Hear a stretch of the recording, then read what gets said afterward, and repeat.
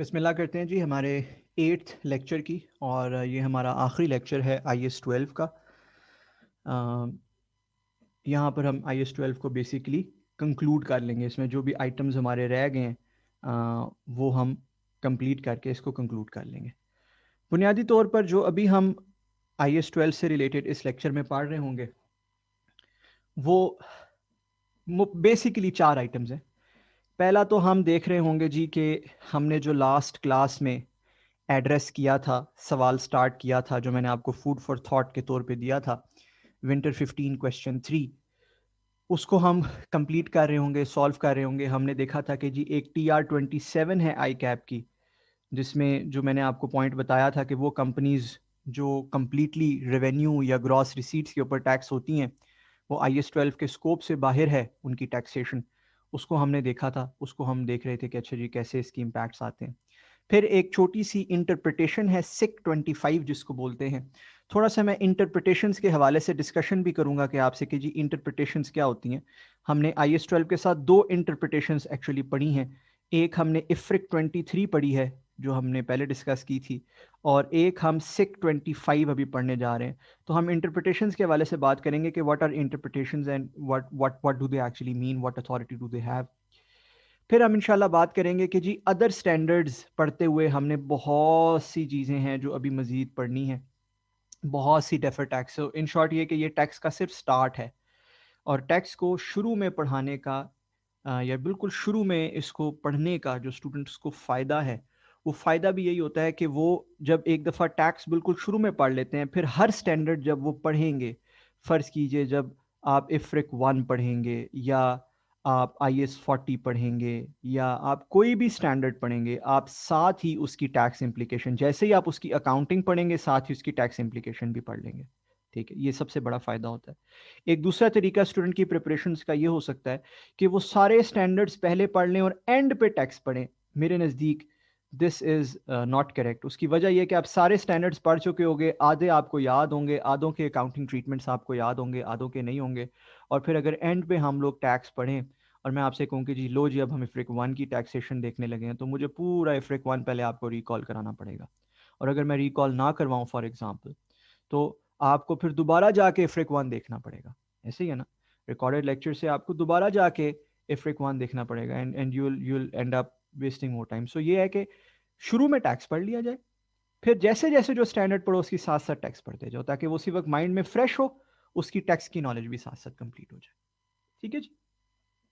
और फिर इसी के साथ इंशाल्लाह मैं आपको एक छोटी सी चीज़ मज़ीद बताऊंगा जो स्टैंडर्ड में एड्रेस्ड है, बट हमारे यहाँ हमारे टैक्स लॉ में एग्जिस्ट नहीं करती। वो है carry back of tax losses. हमारे यहाँ carry forward of tax losses तो है, carry back of tax losses नहीं है, आपने कभी नहीं सुना होगा।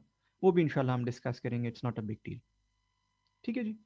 आई hope it is very clear for you all.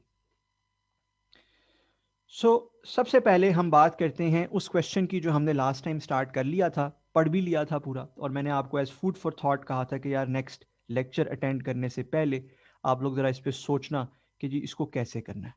ठीक है, छोटी सी रिवीजन इस सवाल की। ये एग्जाम्पल 16 है हमारी। हमने कहा कि ये एक पास पेपर का क्वेश्चन है जिसको हमने अडेप्ट किया हुआ है। ठीक है, और हमने देखा क्या कि उसमें प्रॉपर्टी प्लांट एंड इक्विपमेंट की कैरिंग अमाउंट दी हुई थी दोनों ईयर्स के एंड पे, 15 में भी 14 में भी।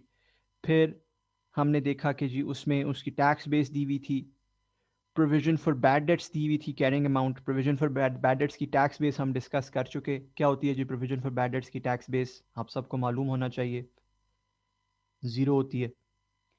फिर अनयूज्ड टैक्स लॉसेस जो कैरी फॉरवर्ड हो रहे हैं हर साल, वो बताए हुए थे। ठीक है जी। फिर लाइबिलिटीज़ ओल्डर देन 3 ईयर्स जो प्रीवियस ईयर में डिसअलाउ हो चुकी हैं, वो बताई हुई थी।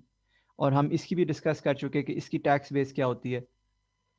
हमें मालूम है चूंकि ये कैश बेसिस पे अलाउ की जाती है लाइबिलिटीज़ ओल्डर देन 3 ईयर्स, तो इसकी टैक्स बेस भी ज़ीरो होती है। हम लेक्चर 7 में डिटेल में ये बात डिस्कस कर चुके।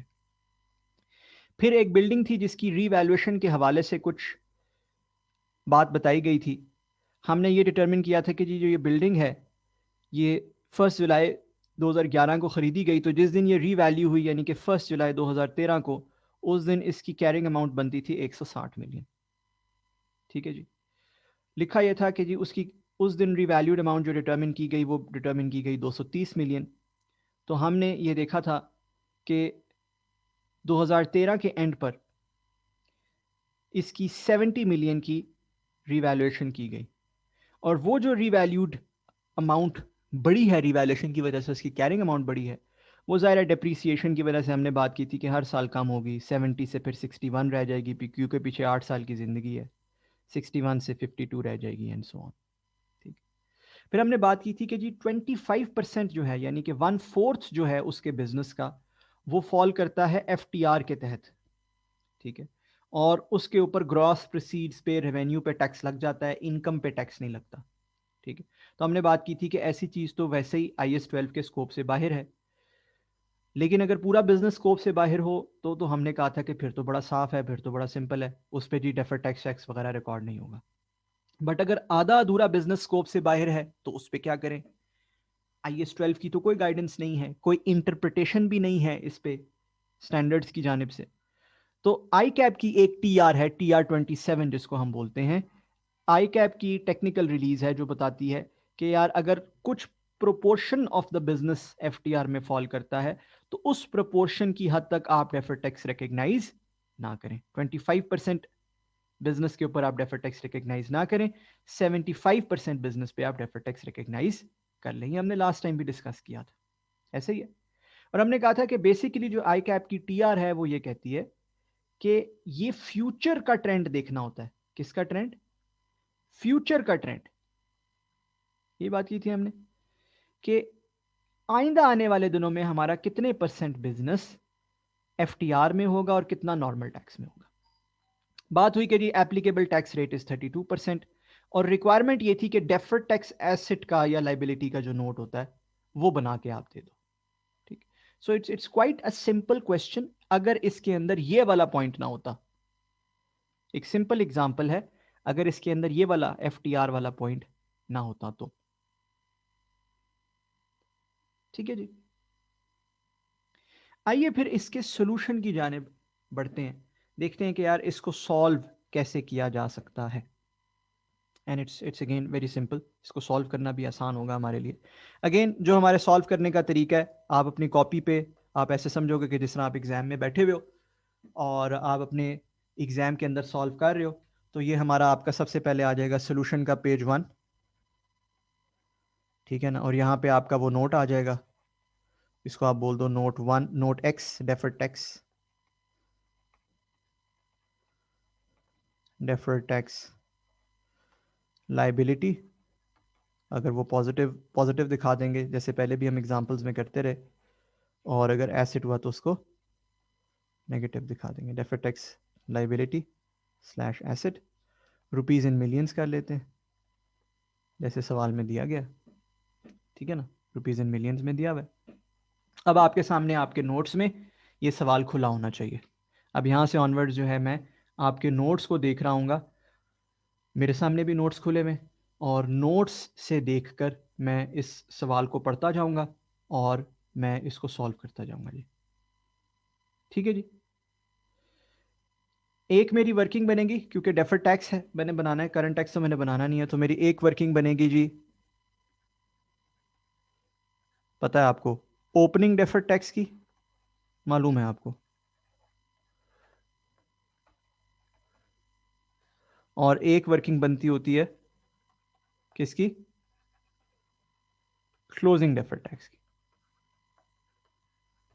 आपको फॉर्मेट मेरा ख्याल है माशाल्लाह, अब आप सबको इसका फॉर्मेट के कैसे करने हैं, मैंने इसके सवाल कैसे कैसे सवाल आते हैं, देखें ना, ये बड़ी कीमती बात है कि किस किस टाइप के सवाल आते हैं, कैसा कैसा फॉर्मेट से उस सवाल को किया जाता है। ये आपको पक्का पता होना, क्या क्या वर्किंग्स बनती हैं, ये सब पता होना ज़रूरी है।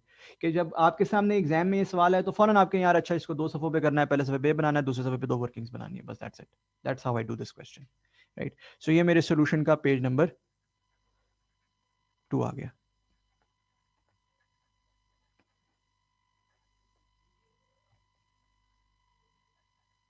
ठीक है जी। ओके। अब मैं सवाल दिखता जाता हूँ और मैं देखता हूँ मैंने कहाँ पे क्या क्या इनकॉर्पोरेट करना है। सबसे पहले कहता है WIL की फाइनेंशियल स्टेटमेंट्स बन रही हैं, उसमें कहता है कि जी कि इसके पास PPE है। ठीक है जी, प्रॉपर्टी प्लांट एंड इक्विपमेंट पहले लिख लेते हैं ओपनिंग में। पीपीई की कैरिंग अमाउंट और टैक्स बेस कहता है जी ओपनिंग में यानी कि 2014 में कैरिंग अमाउंट 1800 है, टैक्स बेस 1050 है। ठीक पढ़ लिया जी मैंने सवाल से, आप सब ने भी पढ़ लिया नोट से, नोट्स के पेज नंबर 10 पे। ओके, साथ ही क्योंकि क्लोजिंग का भी जिक्र है तो हम क्लोजिंग की भी बात साथ ही कर लेते हैं। तो क्लोजिंग में कहता है जी कि पीपी की क्लोजिंग में कैरिंग अमाउंट है 1950 और क्लोजिंग में टैक्स बेस है 1120। एक्सीलेंट। तो टेम्परेरी डिफरेंस अगर मैं बनाऊं तो टेम्परेरी डिफरेंस बना 750 taxable, correct, because my carrying amount is greater than my tax base. और अगर यहां बनाऊं टेम्परेरी डिफरेंस तो ये बन गया 830 taxable, again because my carrying amount is greater than my tax base. Now we all know कि जी हम इस टेम्परेरी डिफरेंस को तोड़ते होते हैं फॉर द पर्पसेस, और हम ये पहली दफ़ा नहीं कर रहे, हमने पहले भी ये किया हुआ है, ऐसे ही है। हम इसको तोड़ते हैं दो हिस्सों में इस टेम्परेरी डिफरेंस को। एक हम रीवैल्यूएशन से रिलेटेड कहते हैं, रीवैल्यूएशन सरप्लस नहीं कभी भी बोलना, हमेशा हमेशा बोलना रीवैल्यूएशन से रिलेटेड, वरना कॉन्सेप्ट खराब हो जाएगा। क्योंकि रीवैल्यूएशन सरप्लस के ऊपर डेफर्ड टैक्स नहीं होता, जो कैरिंग अमाउंट के अंदर रीवैल्यूएशन का गेन शामिल होता है पीपीई पे डेफर्ड टैक्स होता है, उसके अंदर जो रीवैल्यूएशन का गेन शामिल है उस पे डेफर्ड टैक्स है। रीवैल्यूएशन सरप्लस से हमारा कोई लेना देना नहीं, वो तो इक्विटी है। ठीक है, सो रीवैल्यूएशन और डेप्रीसिएशन यही दो फर्क होते हैं। इसी तरह नीचे भी मैंने लिख लिया रीवैल्यूएशन और डेप्रीसिएशन, ये दो फर्क है। अच्छा, अब रीवैल्यूएशन से रिलेटेड टेम्परेरी डिफरेंस कितना बनता है? साल 2014 के एंड पर, 2014 के एंड पर हमने निकाला था जी। अगर आप याद करो तो हमने ये सवाल के दौरान वर्कआउट किया है, हमने यहां पर ये वर्कआउट किया था प्रॉपर, आपकी कॉपियों पे हुआ होना चाहिए लेक्चर 7 के दौरान ये, ठीक है ना, 61.2। इसी तरह 2015 के एंड पर भी हमने वर्कआउट किया हुआ है, ऐसे ही है। 2015 के एंड पर भी वी वर्कड इट आउट कि it should be 52.4, right. So we have already done this during our last lecture, 61.2 and 52.4। So 61.2 होगा जी यहां पर और 52.4 होगा जी यहां पर, रीवैल्यूएशन से रिलेटेड टेम्परेरी डिफरेंस। अच्छा, फिर डेप्रीसिएशन से रिलेटेड टेम्परेरी डिफरेंस क्या आएगा? Obviously balancing, obviously balancing temporary difference जो है वो डेप्रीसिएशन से रिलेटेड आएगा। फर्स्ट जैसे कि पहले वाले में ऊपर साल के स्टार्ट के ऊपर वो आएगा 688.8, ठीक है जी, टैक्सेबल दोनों डिफरेंसेस हैं। और इसी तरह साल के एंड के ऊपर वो आएगा 777.6, अगर आप कैलकुलेट करो तो अगेन दोनों टैक्सेबल टेम्परेरी डिफरेंसेस हैं। आपको मैं पहले बता चुका कि जी मैं यहां पर डेफर्ड टैक्स नहीं निकालता, मैं डबल डबल काम नहीं करता, मेरे फॉर्मेट जो मेरा स्टैंडर्ड फॉर्मेट है उसका हिस्सा ही नहीं है यहां पे डेफर्ड टैक्स कंप्यूट करना। याद है ना आप सबको? आपको मैं ये तरीक़ेकार, ये फॉर्मेट, ये टेक्निक पढ़ा चुका पहले, ठीक है जी। मैं बस टेम्परेरी डिफरेंस तक ये वर्किंग कर रहा हूं। आगे बढ़ते हैं, आगे सवाल में क्या लिखा है? आगे सवाल में प्रोविजन फॉर बैड डेट्स का जिक्र है। प्रोविजन का एक ओपनिंग बैलेंस दिया हुआ है जी, ओपनिंग बैलेंस दिया हुआ है 60 का। हम सबको पता है प्रोविजन की टैक्स बेस 0 होती है। इसी तरह प्रोविजन का एक क्लोजिंग बैलेंस दिया हुआ है जी, प्रोविजन का क्लोजिंग बैलेंस दिया हुआ है 110 का। हम सबको पता है प्रोविजन की टैक्स बेस 0 होती है, ऐसे ही है, ठीक है, ठीक है जी, आसान है यहां तक। तो मालूम ये हुआ कि डिडक्टेबल टेम्परेरी डिफरेंस आ जाएगा 160 का और 110 का।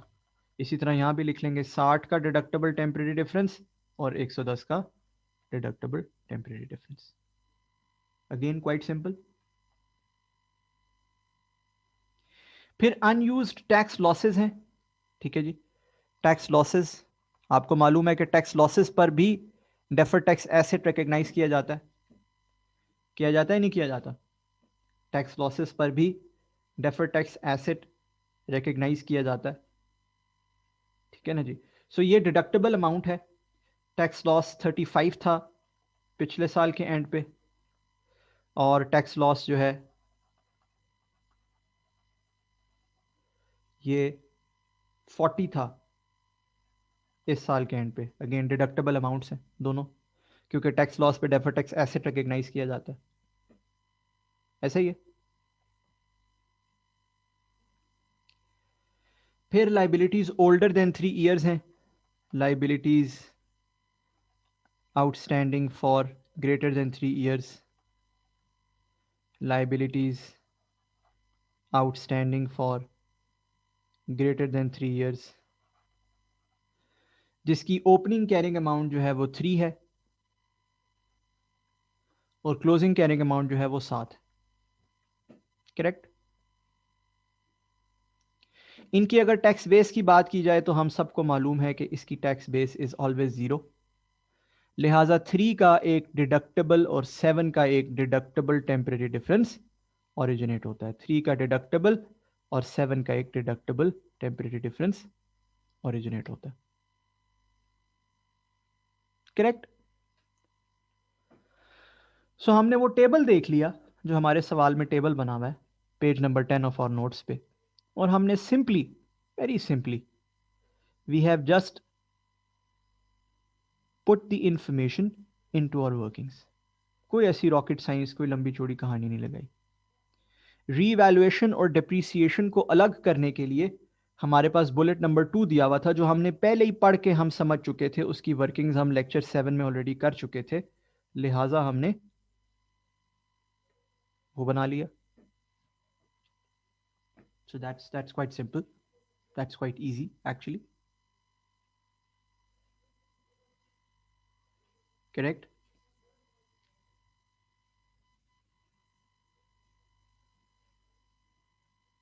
नाउ एक बड़ी इंपॉर्टेंट चीज अब हम करने जा रहे हैं, जो है आपके एग्जाम्पल की जो बुलेट नंबर 3 है, उसको देख के हम उसको करने जा रहे हैं।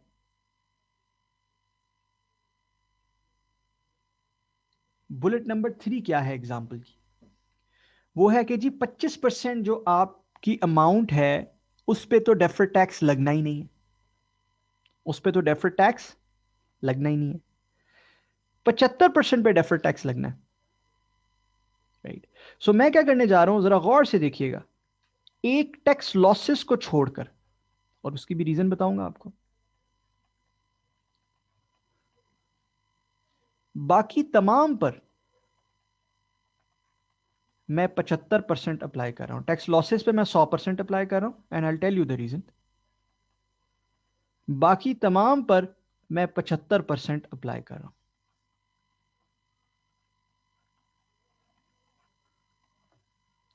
अब ये तो हमें क्लियर है, TR-27, IS-12 का स्कोप हम सब कुछ पढ़ चुके कि यार ये तो 75% होना चाहिए, ऐसा ही है। बाकी 25% पर डेफर टैक्स नहीं बनता। क्यों? क्योंकि वो IS-12 के स्कोप से ही बाहर है, सिरे से ही। बट टैक्स लॉसेस के साथ ये खास ट्रीटमेंट क्यों? उसकी वजह बड़ी सिंपल है। उसकी वजह यह है कि हमारी ये एक असम्पशन है। क्या है? असम्पशन है। असम्पशन क्या है? असम्पशन ये है कि कोई भी जो सेन आदमी है जिसको टैक्स का थोड़ा सा भी पता है, वो सिर्फ NTR इनकम के ऊपर टैक्स लॉस कैलकुलेट करता है। Tax losses are only calculated for normal tax income, are only calculated for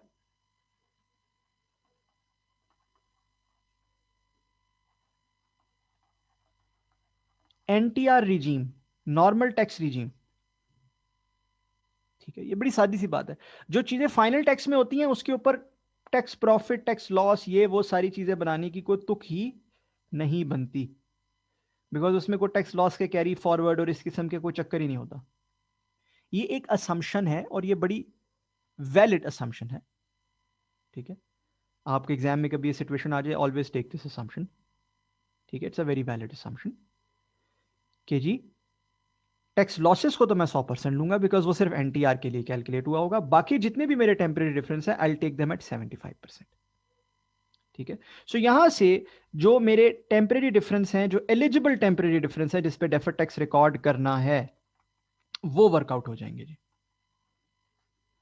Jin temporary differences पे मैंने डेफर टैक्स वर्कआउट करना है, क्या करेंगे, 61.2 को आप मल्टीप्लाई करेंगे 75% से, राइट, आपके पास आएगा 45.9। ठीक, 688.2 को मल्टीप्लाई करेंगे 75% से, आपके पास आएगा 516.2। 60 को मल्टीप्लाई करेंगे 75 से, आपके पास आएगा 45, ये पूरा 35 आ जाएगा। और जब आप 3 को मल्टीप्लाई करेंगे तो 2.25 आएगा, उसको 2.3 लिख लेते हैं। ठीक है जी, इसी तरह यहां पर भी एलिजिबल टेम्परेरी डिफरेंस कितना है जिस पे डेफर टैक्स रिकॉग्नाइज कर सकते हैं,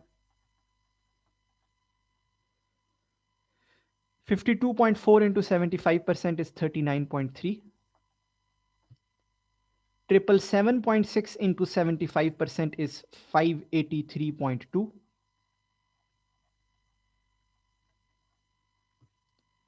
110 into 75% is 82.5,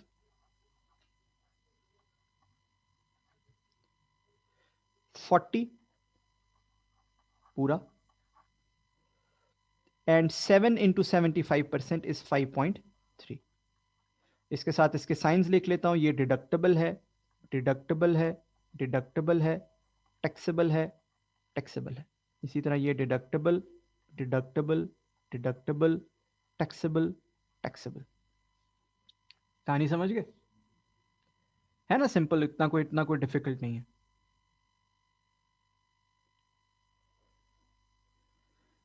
working 1 and working 2 बनाने के बाद फिर आप बड़ी आसानी से बना सकते हो अपना जो डिस्क्लोजर्स हैं, जो मेन आंसर आपने उसको देना है। ऑलराइट जी, सो वंस आपने इसको देख लिया अच्छी तरीके से, now we move to the real और the main portion of the answer. आप देख रहे हो कि मैंने वर्किंग्स में एब्रीवेशन इस्तेमाल की हैं, जो कॉमन एब्रीवेशन हैं, कैरिंग अमाउंट, टैक्स बेस वगैरह को टीबी या सीए लिख देना, ये आप कॉमन एब्रीवेशंस अपनी वर्किंग्स में इस्तेमाल कर सकते हो। मेन आंसर जो है उसके अंदर ना एब्रीवेशन इस्तेमाल करो, वर्किंग्स में आप एब्रीवेशन इस्तेमाल कर सकते हो। पेपर काफ़ी लंबा होता है, हम इस किस्म की चीज़ें कर सकते हैं, एग्जामिनर को समझ भी आ जाती है, कोई ऐसी बड़ी रॉकेट साइंस नहीं। ठीक, अब आते हैं मेन आंसर के पेज के ऊपर, वहाँ पर क्या है जी, बहुत सिंपल है, हम वही अपने तमाम temporary differences bye their nature लिखते जाएंगे। हम डेप्रिसिएशन को आपको पता ही है हम क्या लिखते होते हैं, हम लिखते होते हैं एक्सेलरेटेड टैक्स, थोड़ा सा नीचे कर देते हैं, एक्सेलरेटेड टैक्स डिप्रिसिएशन लिखते होते हैं जी हम इसे।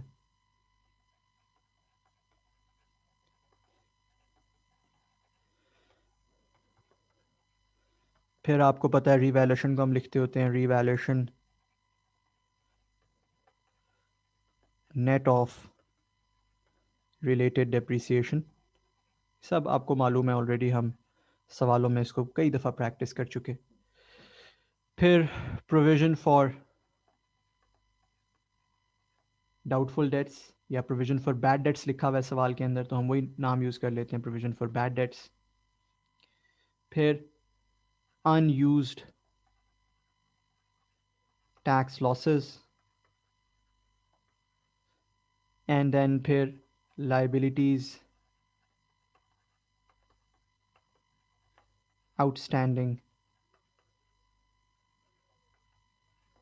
For more than 3 years। ठीक है जी, अब हमें यह भी मालूम है कि हम इसका जो हेडिंग शेडिंग देते हैं वो क्या होती है। हम बताएंगे जी कि साल के स्टार्ट पे क्या थी, यानी कि 30 जून 2014 पे क्या थी, एट 30 जून 2014, ये वर्किंग 1 में आएगा, वर्किंग 1 से आएगा ये। फिर हमें पता है increase slash decrease recorded in, हमें पता है कहाँ कहाँ रिकॉर्ड हो सकता है, वो हम लिखते हैं P&L, OCI, इक्विटी।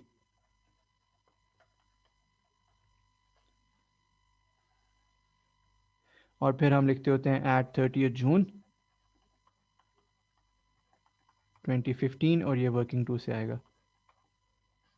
राइट, ये फॉर्मेट अब हमें याद हो गया। अब हम क्विकली वर्किंग वन में जो भी आइटम है उसको टैक्स रेट यानी कि 32% से मल्टीप्लाई करते हैं और लिखते जाते हैं। सो एक्सेलरेटेड टैक्स डिप्रिसिएशन को, फिर इसको, फिर इसको, फिर इसको, फिर इसको रिस्पेक्टिवली 32% से हम मल्टीप्लाई करते जाएंगे। ठीक है ना जी, और हम लिखते जाएंगे। आप सबकी कॉपीज़ में आपने ये डाउनलोड किया होगा ऑलरेडी। सो 32% के साथ मल्टीप्लाई करते जाएं और लिखते जाएं जी। It's quite simple, quite straight forward.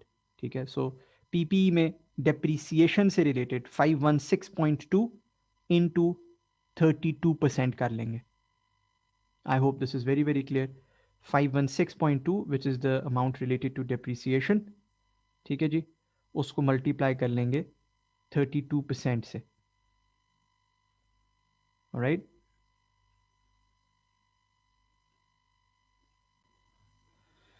so tax depreciation would be 165.2.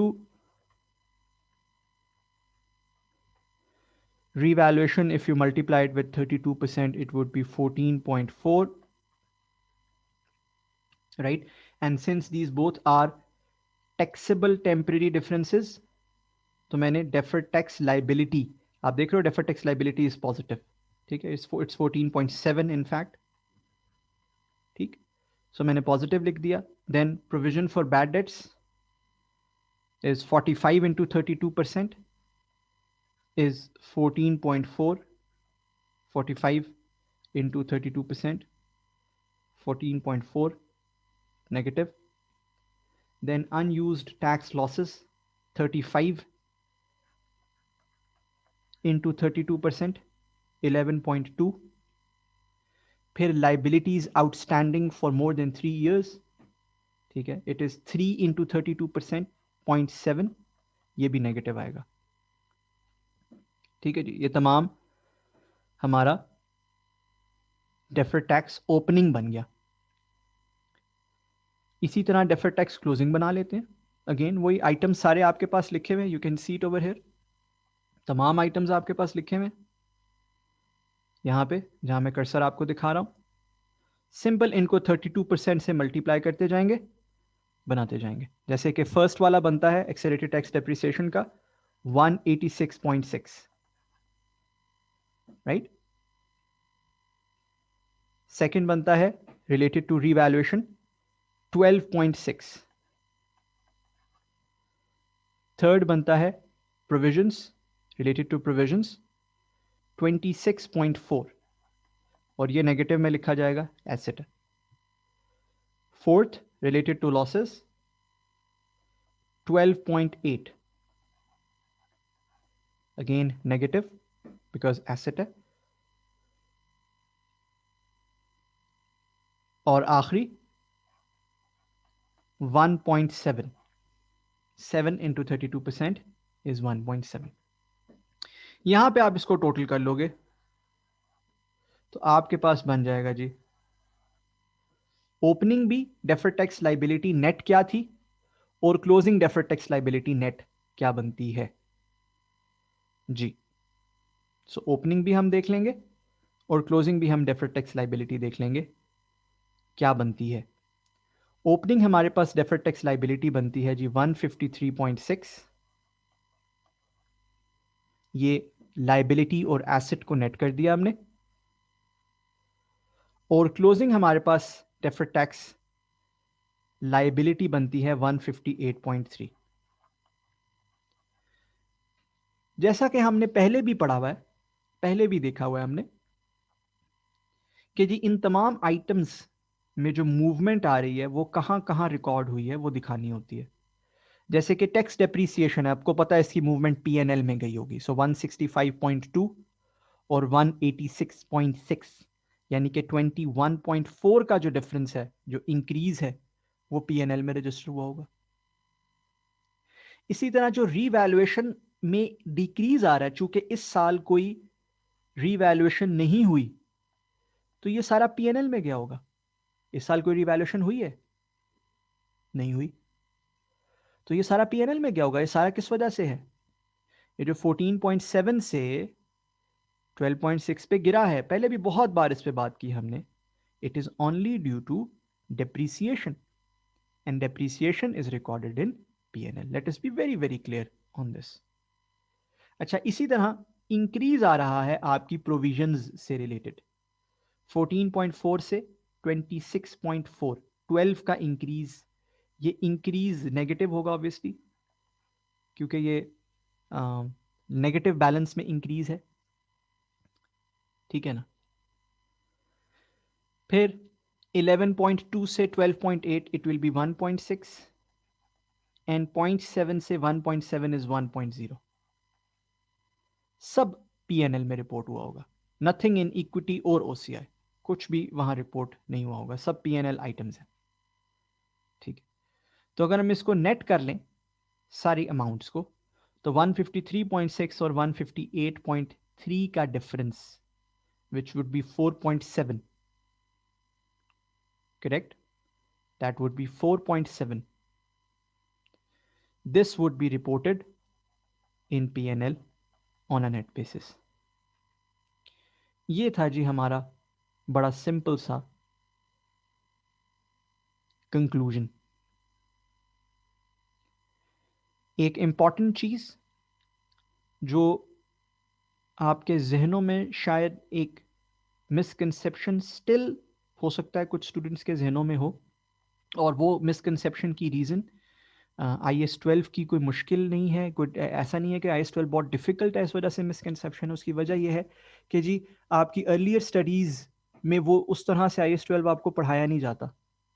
एक जो मिसकंसेप्शन आपके जहनों में स्टिल हो सकती है वो है विद रिगार्ड्स टू दिस 2.1 कि जी ये PNL में क्यों आ रहा है जी, why not in OCI, right. पहले भी मैं बहुत दफ़ा इसको एक्सप्लेन कर चुका। बड़ी सिंपल आपके जहनों में क्लैरिटी होनी चाहिए कि ये जो 14.7 है ये क्या है। ये है एसेट की कैरिंग अमाउंट में रीवैल्यूएशन कितना शामिल है, रीवैल्यूएशन का गेन कितना शामिल है, रीवैल्यूएशन की अपसाइड कितनी शामिल है। वो अपसाइड हर साल डेप्रीसिएशन की वजह से कम होती जाती है, क्योंकि एसेट कम होता जाता है डेप्रीसिएशन की वजह से। टैक्स बेस में तो वो कुछ शामिल नहीं होता ना, एसेट की कैरिंग अमाउंट बढ़ जाती है, पहले भी हम बड़ी दफा डिस्कस कर चुके। एसेट की कैरिंग अमाउंट बढ़ जाती है due to revaluation upside, tax base नहीं बढ़ती, वो तो उतनी रहती है, रीवैल्यूएशन तो जीरो होता है उसमें। तो हर साल ये डिक्रीज होता रहता है ड्यू टू डेप्रीसिएशन, और डेप्रीसिएशन कहां रिकॉर्ड होती है? पीएनएल में रिकॉर्ड होती है।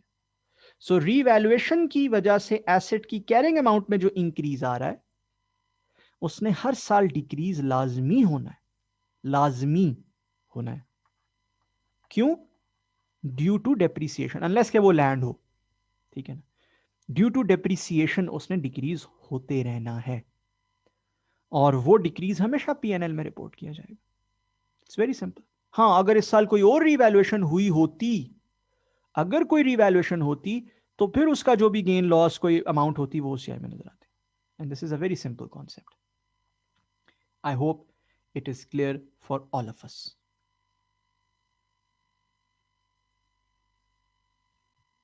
ऑलराइट जी, सो हमने ये विंटर 15 का जो क्वेश्चन था एक, उसकी एग्जांपल हमने बनाई हुई थी, उसको भी प्रैक्टिस कर लिया। तो अभी हमारी काफ़ी ठीक ठाक प्रैक्टिस हो गई है, हमें समझ आ गया यार बुनियादी लेवल पर कि IS-12 क्या है और IS-12 के जो कवानीन हैं वो क्या है, ठीक है ना जी। अब कुछ जो इसकी मजीद चीज़ें जो रह गई हैं ज़रा उनको स्टडी कर लेते हैं, ठीक है ना।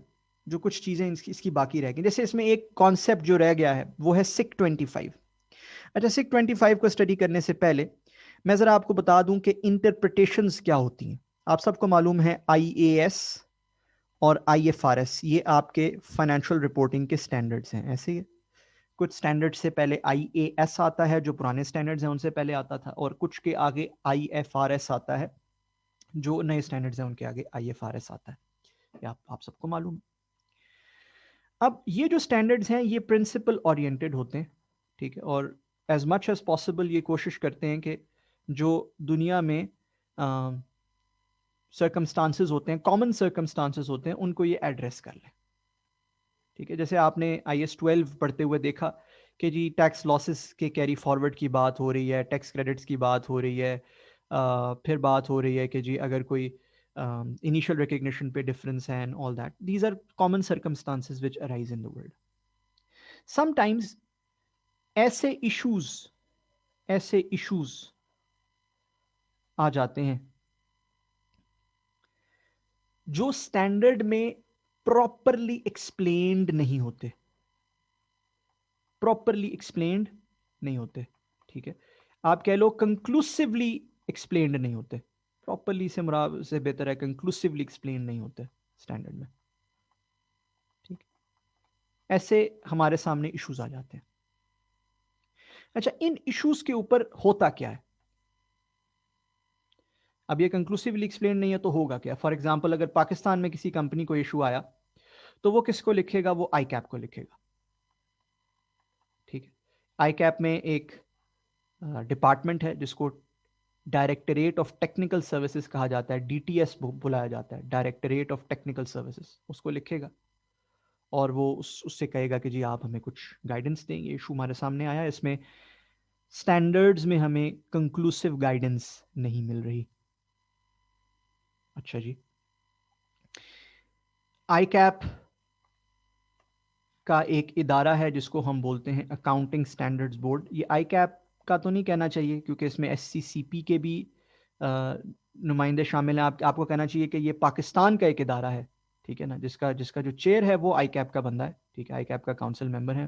ठीक है, however ASB accounting standards board एक इदारा है जिसके पास ये फिर query, directorate of technical services उसके ऊपर एक रिस्पॉन्स तैयार करता है, वो अकाउंटिंग स्टैंडर्ड्स बोर्ड को भिजवाता है।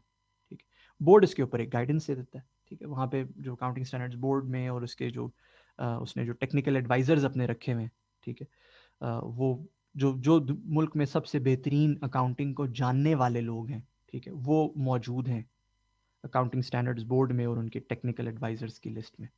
तो वो मशवरा करते हैं अपने टेक्निकल एडवाइजर से, और एक इंडिपेंडेंट ग्रुप से मशवरा होता है, फिर बोर्ड उसको डिस्कस करता है और वो उसके ऊपर एक गाइडेंस, एक जवाब दे देता है।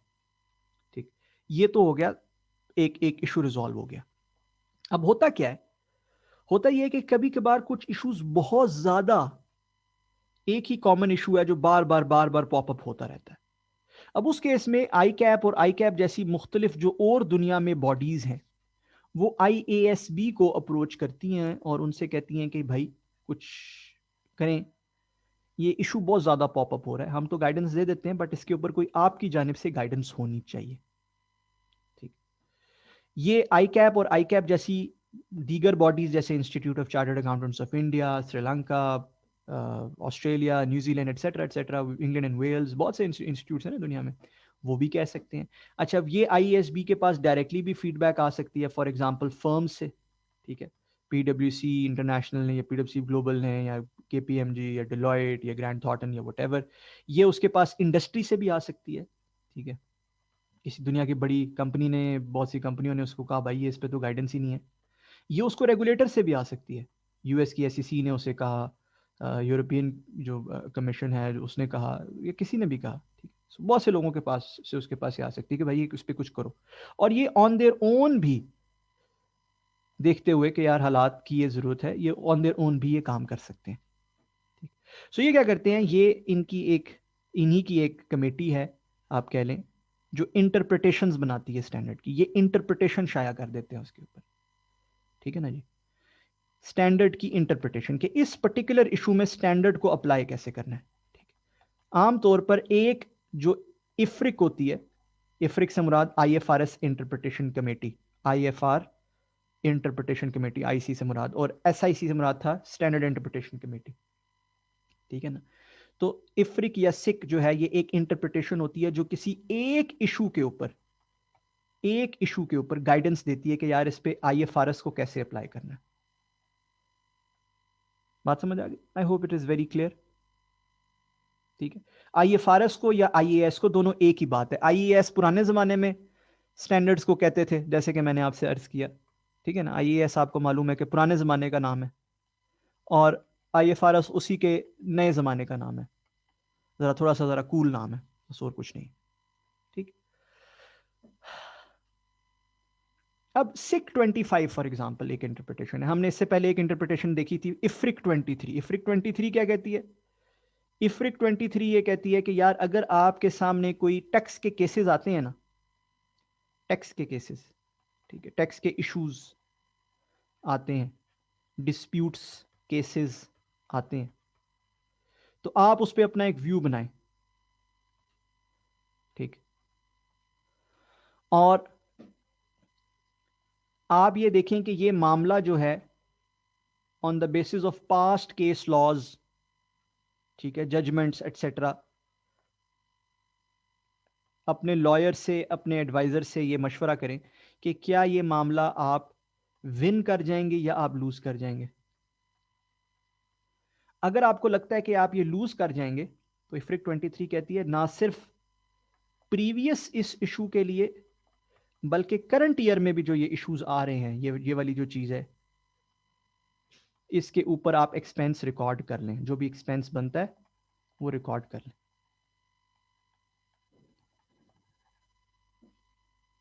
मिसाल के तौर पर, बड़ा सादी एग्जांपल देता हूं, बहुत सादी सी एग्जांपल है। मिसाल के तौर पर एक्सचेंज लॉस,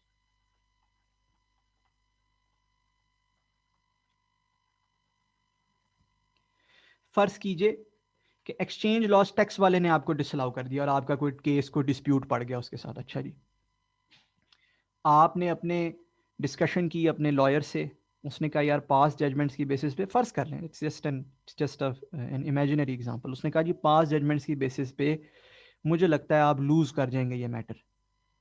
तो इफ्रिक 23 ये कहती है कि ना सिर्फ ये कि प्रीवियस जो ईयर्स हैं उनसे रिलेटेड जितना एक्सचेंज लॉस है उसको आप ऐड बैक कर दें, उस पर आप एक्सपेंस रिकॉर्ड कर लें, टैक्स पे आउट रिकॉर्ड कर लें, बल्कि मौजूदा ईयर में भी, करंट ईयर में भी जो एक्सचेंज लॉस है, करंट टैक्स एक्सपेंस बनाते हुए आप उसको ऐड बैक कर लें, एक्सचेंज लॉस को करंट टैक्स एक्सपेंस में एडजस्ट कर लें, ऐसे एज इफ कि वो एडमिजिबल नहीं है, वो इनएडमिजिबल है। तो बात समझ आई? प्रीवियस ईयर्स में भी और करंट ईयर में भी अगर एक इशू आपको लग रहा है कि आप हार जाओगे, आपका एडवाइजर कहता है आप हार जाओगे, तो ना सिर्फ प्रीवियस ईयर्स के अगेंस्ट उसका टैक्स एक्सपेंस रिकॉर्ड कर लें, बल्कि मौजूदा ईयर में भी उस इशू से रिलेटेड जो भी एक्सचेंज लॉस है, जो भी है उस इशू से रिलेटेड आप टैक्स एक्सपेंस रिकॉर्ड कर लें। बात समझ आ गई? This is what IFRIC 23 suggests. एक एक इशू के ऊपर इफ्रिक 23 बनी हुई है। ठीक है, अगर मैं समराइज करूं, ये इशू है, दैट्स इट। कोई बात समझ आएगी? इसी तरह सिक 25 भी एक इशू के ऊपर बनी हुई है। सिक 25 भी एक इशू के ऊपर बनी हुई है। हाउएवर वहां जाने से पहले मैं कुछ एग्जांपल्स इफ्रिक 23 की आपको कराना चाहता हूं, फिर मैं आपको सिक 25 में लेके जाता हूं। ठीक। एग्जांपल 1, बड़े सिंपल एग्जांपल्स है।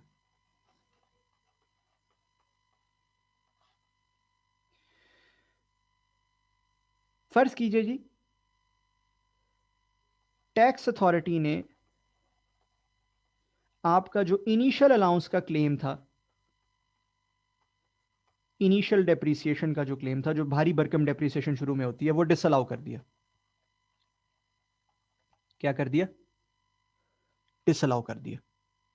अच्छा जी, ओके फाइन।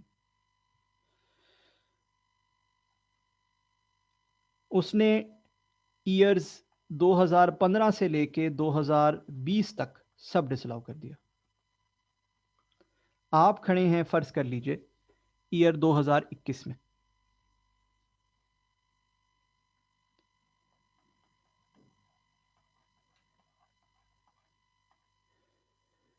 आपने अपने टैक्स एडवाइजर से बात की, तो जो टैक्स लॉयर है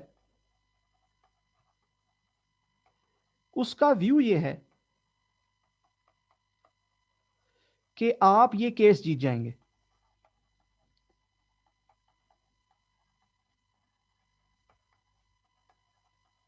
ठीक है ना, उसने कहा हम केस करेंगे और हम ये केस जीत जाएंगे।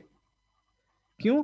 बिकॉज जो उसने डिसअलाउ किया उसकी कोई रैशनैल नहीं बनता, उसकी कोई जजमेंट्स, पास जजमेंट्स की बेसिस पे, लॉ की बेसिस पे कोई रैशनैल नहीं बनता।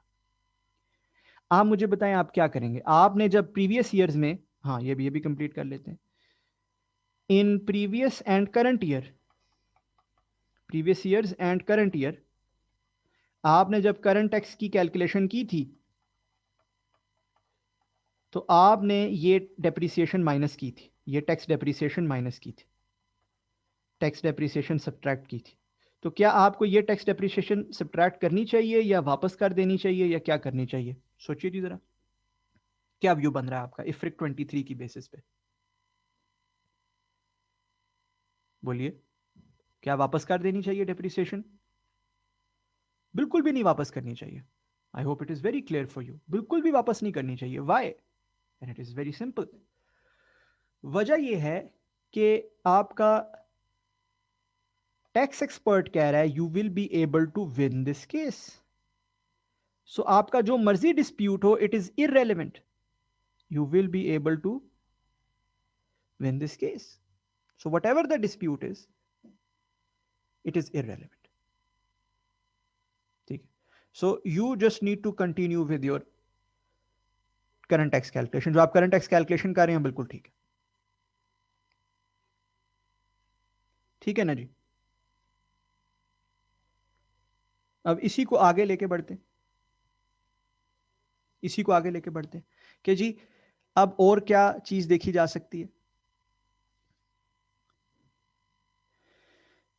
एक और एग्जांपल लेते हैं, सेकंड एग्जांपल लेते हैं इफ्रिक 23 की। फर्ज करें ईयर 2015 से लेके 2020 तक आपने कुछ रेगुलेटरी ड्यूज हैं जो क्लेम किए थे एज एक्सपेंस। ठीक है जी, आप ईयर 2021 में खड़े हैं आज।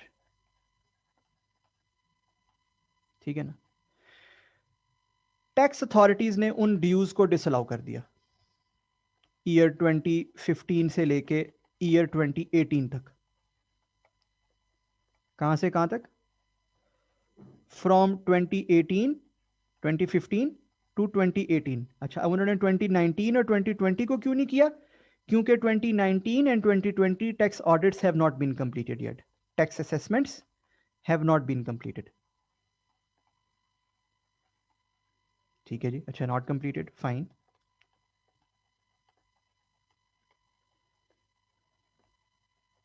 Okay,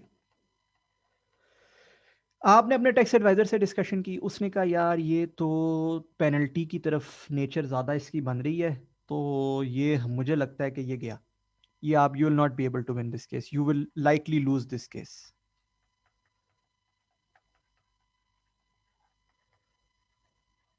loose this case.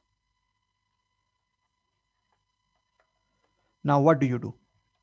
आपने अपने करंट टैक्स की कैलकुलेशन में 2015 से करंट टैक्स कैलकुलेट करते हुए 2015 से लेकर 2021 तक हर साल में ये ड्यूज माइनस किए हुए थे। ये रेगुलेटरी ड्यूज जो हैं, ये जो आप रेगुलेटरी फी वगैरह ड्यूज वगैरह पे कर रहे हो, जो भी है, ये वो डिडक्ट किए हुए थे, आपने एज एक्सपेंस क्लेम किए हुए थे। ठीक, आपने तो माइनस किए हुए थे। आप क्या करेंगे? गौर से देखिएगा क्या करेंगे। आप तमाम साल, देखिए 2015 से 2018 तक तो टैक्स वाले ने पकड़ लिया ना मामला, उसको भी करेंगे। 2019 से 2020 तक उसने नहीं पकड़ा, उसको भी करेंगे। Right, I hope this is becoming clear for you. So 19 और 20 में भी करेंगे जी, एंड देन 2021 में भी हम इसको करंट टैक्स में ऐड बैक करेंगे। ये तमाम का जो इंपैक्ट बनता है, ये हम सारे का इंपैक्ट कहां रिकॉर्ड करेंगे? रिकॉर्ड होगा 2021 में। रिकॉर्ड कहां होगा? 2021 में। हाउएवर हर साल के लिए, चाहे वो टैक्स अथॉरिटी ने रेज किया है मामला या नहीं रेज किया, वो रिकॉर्ड होगा। क्यों? क्योंकि हमारा टैक्स एडवाइजर कह रहा है you will likely lose this case. ठीक है ना? Because you likely lose this case, आप तमाम आइडेंटिफाइड टैक्स अथॉरिटीज के raised matters as well as unraised matters के लिए करंट टैक्स एक्सपेंस रिकॉर्ड कर लेंगे। I hope IFRIC 23 is very very clear for all of you. ठीक, ये पहले हम डिस्कस कर चुके, अभी हमने मजीद डिटेल में डिस्कस कर लिया। याद रखिए, आपके टैक्स एडवाइजर जब भी आपको एडवाइस करेगा तो आपने उससे कहना है कि यार आप हमें इसको 3 कैटेगरीज में तोड़ कर दो। या तो आप ये कहो कि इसका आउटफ्लो प्रोबेबल है, प्रोबेबल से मुराद होती है ग्रेटर देन 50%। ठीक है? या आप कहो पॉसिबल है, पॉसिबल से मुराद होती है से greater than 10% but less than 50%। Although इसकी कोई 10% के लिए स्टैंडर्ड में कुछ नहीं लिखा हुआ, बट से 10%। और या रिमोट है, रिमोट से मुराद होती है बहुत ही कम, से लेस देन 10%। ठीक है? अगेन ये 10% इज आर्बिट्रेरी, ये 10% स्टैंडर्ड में नहीं लिखा हुआ, मैं जस्ट आपको एक पढ़ाने के लिए बता रहा हूं। बट या प्रोबेबल है यानी कि ग्रेटर देन 50 है, या पॉसिबल है, या रिमोट है। अगर कोई टैक्स एडवाइजर आपको कहे जी 50-50 है, तो आप उससे कहें यार या तो भाई मैं तुम्हें बदल रहा हूं, ठीक है, या तुम अपनी एडवाइस बदल के दो मुझे। ठीक है? इधर इट विल बी प्रोबेबल, और इट विल बी पॉसिबल, और इट विल बी रिमोट। ठीक है? 3 में से किसी एक कैटेगरी में वो प्लेस करेगा। अगर वो प्रोबेबल है तब ये ट्रीटमेंट है। Likely to lose this case से मुराद है प्रोबेबल है कि आप ये केस लूज कर जाएंगे, तब ये ट्रीटमेंट है। पॉसिबल और रिमोट के केस में डिफरेंट ट्रीटमेंट्स है। पॉसिबल के केस में आप एक कंटिंजेंट लाइबिलिटी डिस्क्लोज करेंगे। क्या डिस्क्लोज करेंगे? अगर यही पॉसिबल होता तो क्या आप करते? कंटिंजेंट लाइबिलिटी डिस्क्लोज करते जी, CL, contingent liability.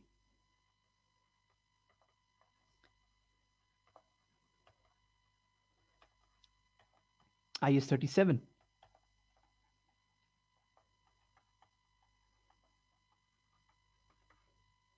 Right?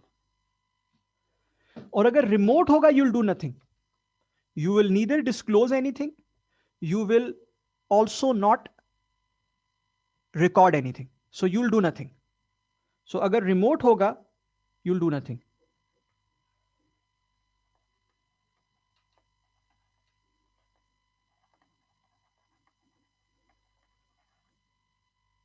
right? I hope it is very clear. अच्छा, इसी तरह सिक 25 भी, जैसे ये एक इशू को करती है, सिक 25 इससे भी ज्यादा आसान है। सिक 25 भी एक ही इशू को बताती है, जो कि बाय द वे इससे भी ज्यादा आसान है। वो एक इशू क्या है? वो है चेंज इन टैक्स स्टेटस। थोड़ा सा अपने जहन में सोचिए, आपको इनकम टैक्स लॉ की जितनी भी जानकारी है, क्या उससे आपको चेंज इन टैक्स स्टेटस की कोई बात याद आती है कि आपका टैक्स स्टेटस चेंज हो जाए? फॉर एग्जाम्पल, आप स्मॉल कंपनी, लार्ज कंपनी, इस किस्म का कोई टैक्स स्टेटस था इनकम टैक्स लॉ में? थोड़ा सा जरा 1 मिनट के लिए जहन पे जोर डालिए, क्या इस तरह की कोई चीज थी इनकम टैक्स लॉ में हमारे यहाँ? अगर आपको याद हो तो हमारे इनकम टैक्स लॉ में एक कॉन्सेप्ट होता था स्मॉल कंपनी का, जिसमें कुछ रेगुलेटरी रिक्वायरमेंट्स हैं, आपके नंबर ऑफ एम्प्लॉयज, आपके रेवेन्यूज और आपके पेड अप कैपिटल से रिलेटेड। अगर वो एक सर्टेन एक्सटेंट से कम है, ठीक है ना जी, तो वो हम कहते थे कि यार एक स्मॉल कंपनी है, इफ यू रिमेंबर। है ना। और स्मॉल कंपनीज के लिए हम कहते थे कि यार टैक्स रेट भी लॉ में कम है, ठीक है, डिफरेंट टैक्स रेट स्पेसिफाइड था, लोअर टैक्स रेट स्पेसिफाइड था, ठीक। ये बेस्ट एग्जांपल है जो सिक 25 को एक्सप्लेन करने के लिए बताई जा सकती है, क्योंकि सिक 25 है चेंज इन टैक्स स्टेटस। अगर किसी टैक्स पेयर का टैक्स स्टेटस चेंज हो जाए, अब वो टैक्स स्टेटस की बेहतरीन मिसाल हमारे टैक्स लॉ में यही है।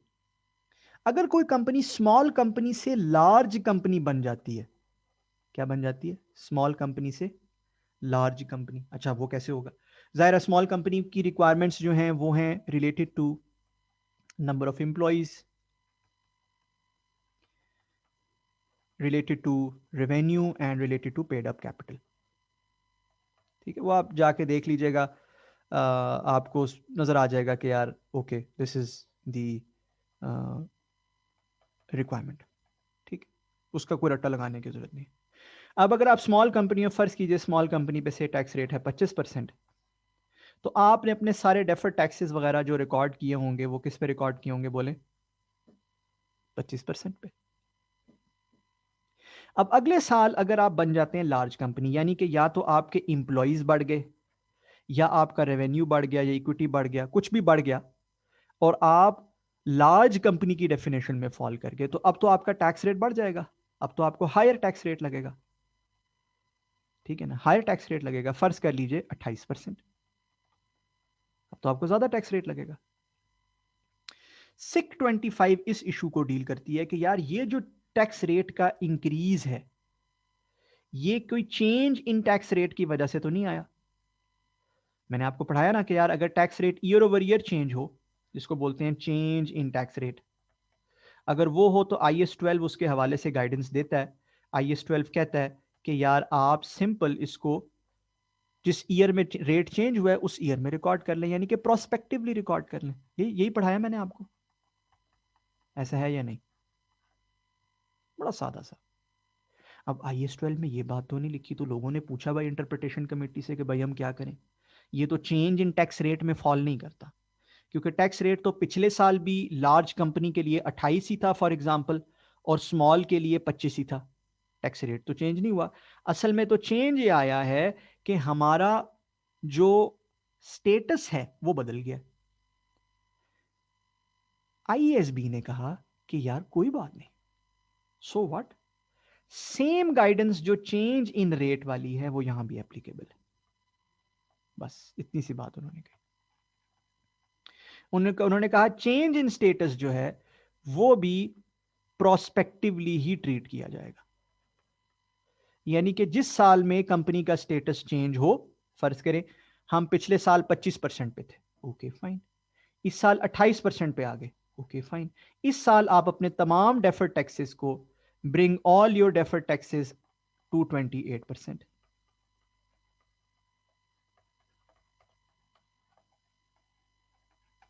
और ये बिल्कुल ऐसे ही समझा जाएगा, तसव्वुर किया जाएगा as if this is a change in tax rate. याद है ना आपको चेंज इन टैक्स रेट जो होता था?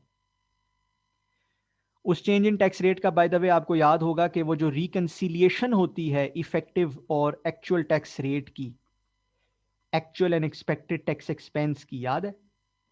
उसमें भी वो आता था। तो यहां पर चेंज इन जो टैक्स स्टेटस है, इसका मतलब है वो भी उस रिकंसिलिएशन में आएगा। इसकी अगर मैं आपको एग्जांपल कराऊं तो एग्जांपल बड़ी सादी है, बहुत सादी। देखिएगा जी, बहुत सिंपल एग्जांपल है। फर्ज कीजिए जी एक आपकी स्मॉल कंपनी थी,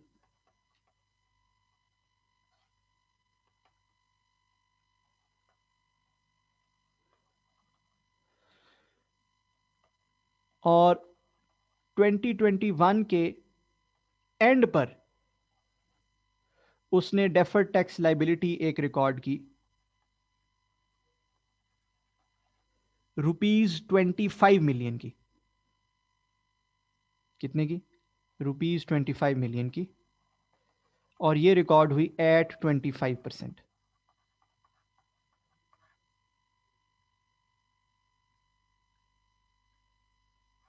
एट 25%, ठीक है जी, स्मॉल कंपनी थी, 2021 के एंड पर उसने डेफर्ड टैक्स लायबिलिटी रिकॉर्ड की 25 मिलियन की, 25%। In 2021, in 2022 it became a large company, अब वो लार्ज कंपनी बन गई। ठीक है, as a result its tax rate increased to 28%. Net taxable temporary difference at the end of 2022 is 200 million rupees. आपने मुझे ये बताना है कि कितनी डेफर्ड टैक्स लाइबिलिटी रिकॉर्ड की जाएगी एट द एंड ऑफ 2022। बहुत सिंपल है, मतलब इससे ज़्यादा सिंपल शायद सवाल नहीं हो सकता। How much deferred tax liability would be recorded at the end of 2022? 200 million के नेट टैक्सेबल टेम्परेरी डिफरेंसेस हैं जी, तो कितनी रिकॉर्ड की जाएगी? 200 मिलियन को किस रेट से मल्टीप्लाई करेंगे?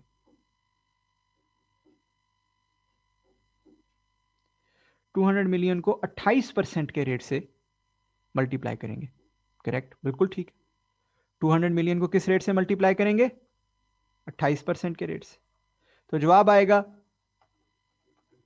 56 मिलियन।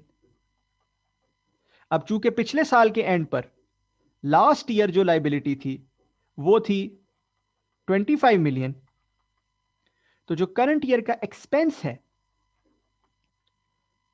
वो आएगा 31 मिलियन। यानी कि जो भी चेंज इन टैक्स स्टेटस का इफेक्ट है वो सारा का सारा मौजूदा करंट ईयर में शामिल कर दिया गया। इज दिस क्लियर जी? I think it is very very simple.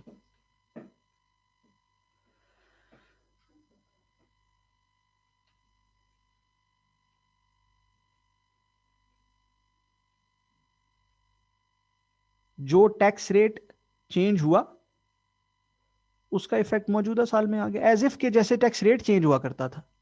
Change in tax rate में भी तो यही करते थे ना कि 25% ओपनिंग टैक्स रेट है, क्लोजिंग टैक्स रेट 28% है जी, हम सारा इस साल में डाल देते थे इम्पैक्ट।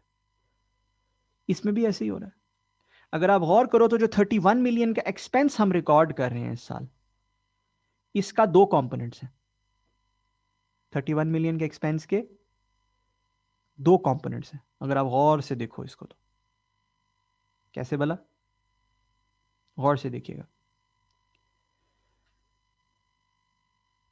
एक तो ये कि आपका जो टैक्स स्टेटस है वो चेंज हो गया।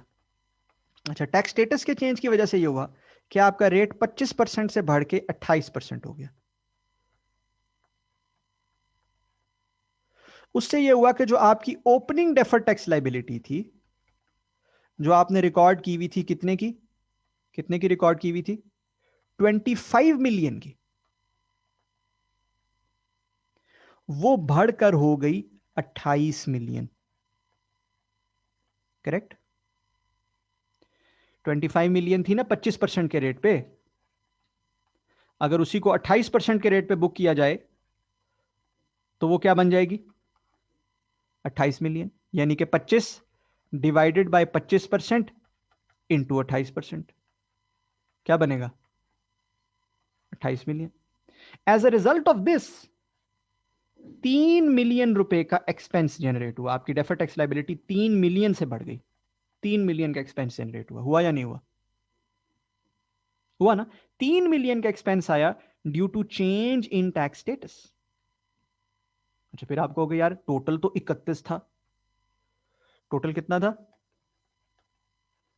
31 था। तो 3 इस वजह से आया, इसका मतलब 28 मिलियन किसी और वजह से आया। करेक्ट?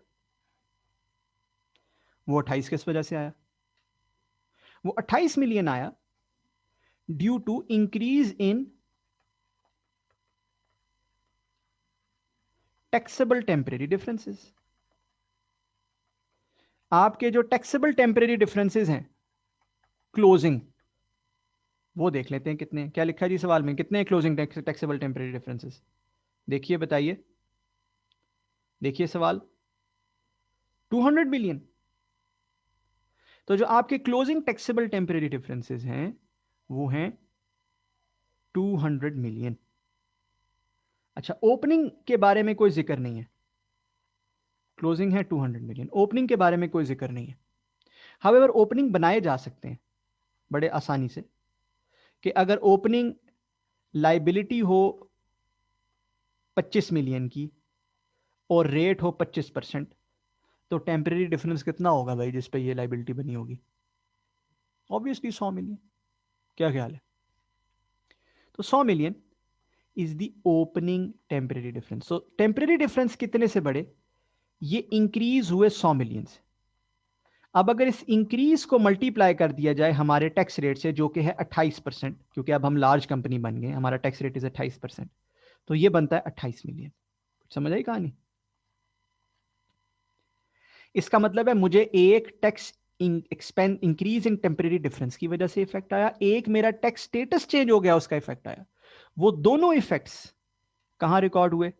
इस साल के एक्सपेंस में, 31 मिलियन में दोनों शामिल है। आई hope this is simple, I hope this is clear for you, right? ये बिल्कुल वैसे ही है जैसे टैक्स रेट चेंज होता था, स्टैंडर्ड ने यही कहा है जी, इंटरप्रिटेशन ने यही कहा है, वही गाइडेंस यहां पर भी अप्लाई होती है। चलिए जी, फिर एक और एग्जांपल करते हैं, सिक 25 की एक और एग्जांपल करते हैं, और यहां से हमें थोड़ी सी मजीद एक्सप्लेनेशन सामने आएगी कि जी सिक 25 में और एक और इम्पैक्ट क्या हो सकता है। फर्ज कीजिए जो चेंज इन स्टेटस का इम्पैक्ट है वो सिर्फ, उसका इम्पैक्ट सिर्फ डेफर्ड टैक्स पे नहीं आ रहा, फर्ज कीजिए उसका इम्पैक्ट करंट टैक्स पर भी आता है। सो फर्ज कीजिए कि आपके टैक्स पेयर्स की कैटेगरीज होती हैं, ठीक है ना, टैक्स पेयर्स कैटेगरी होती है से 1 और 2।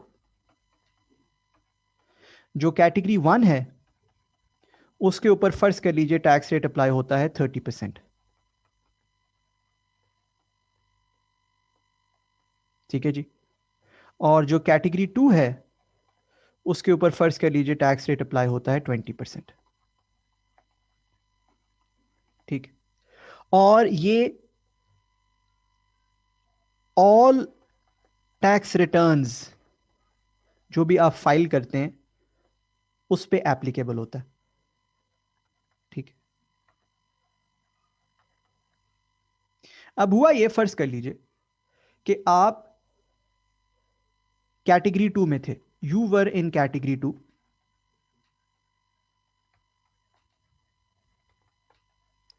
in 2020. You are now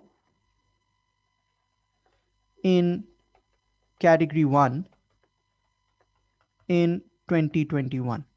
फर्ज कर लीजिए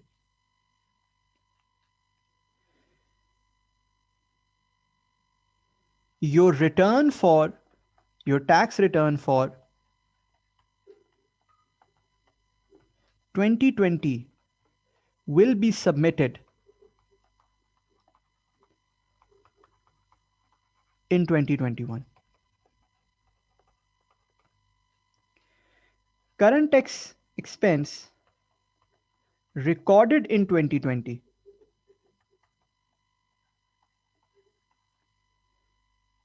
was ₹20 million. अब आप क्या करोगे? मसला समझ आया आपके साथ हुआ क्या? आप 20 में एक कैटेगरी में थे, आपने 20 मिलियन का एक्सपेंस रिकॉर्ड कर दिया। क्यों? क्योंकि आप कैटेगरी 2 में थे और आप पे टैक्स रेट लग रहा था 20%।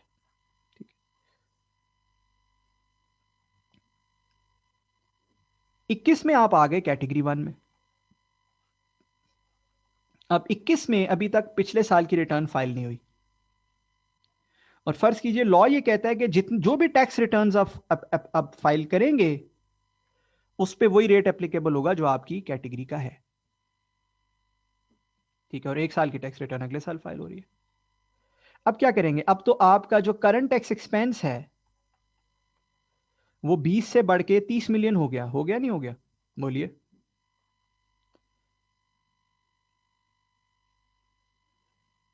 बीस से बढ़ के 30 मिलियन हो गया। ये जो इजाफी 10 मिलियन आया है इसे कहां रिकॉर्ड करेंगे? क्या कहा होगा आपके ख्याल में सिक 25 ने? Where, in which year should this be recorded? Should this be recorded in 2021? क्या ये कहा होगा स्टैंडर्ड ने? जवाब है यस, यू आर एप्स। अगर आपने ये कहा है तो यू आर एब्सोल्युटली राइट। इसका मतलब आपको स्टैंडर्ड समझ आने, अब आपको स्टैंडर्ड्स की कॉमन सेंस समझ आने शुरू हो गई है। तमाम जगहों पे स्टैंडर्ड ने यही बात की है। ये जो changes in estimates, tax rates की चेंजेस, टैक्स स्टेटस की चेंजेस, इन सब को ट्रीट करते हैं, डील करते हैं प्रोस्पेक्टिवली तमाम जगह। लिहाजा ये जो 10 मिलियन का इजाफी एक्सपेंस हमें पड़ गया, इसको हम 2021 में रिकॉर्ड कर लेंगे। 2020 को रेट्रोस्पेक्टिवली चेंज नहीं करेंगे। ठीक है, ये आपने एक दफा सीख लिया तो अब सिक 25 आपके जहन में क्लियर हो गया। अब आपको समझ आ गया कि चाहे वो करंट टैक्स का इफेक्ट हो या डेफर्ड टैक्स का इफेक्ट हो, अगर चेंज इन स्टेटस की वजह से आप पे कोई भी इफेक्ट पड़ रहा है तो आप उसे कैसे ट्रीट करते हैं? कैसे ट्रीट करते हैं? प्रोस्पेक्टिवली ट्रीट करते हैं।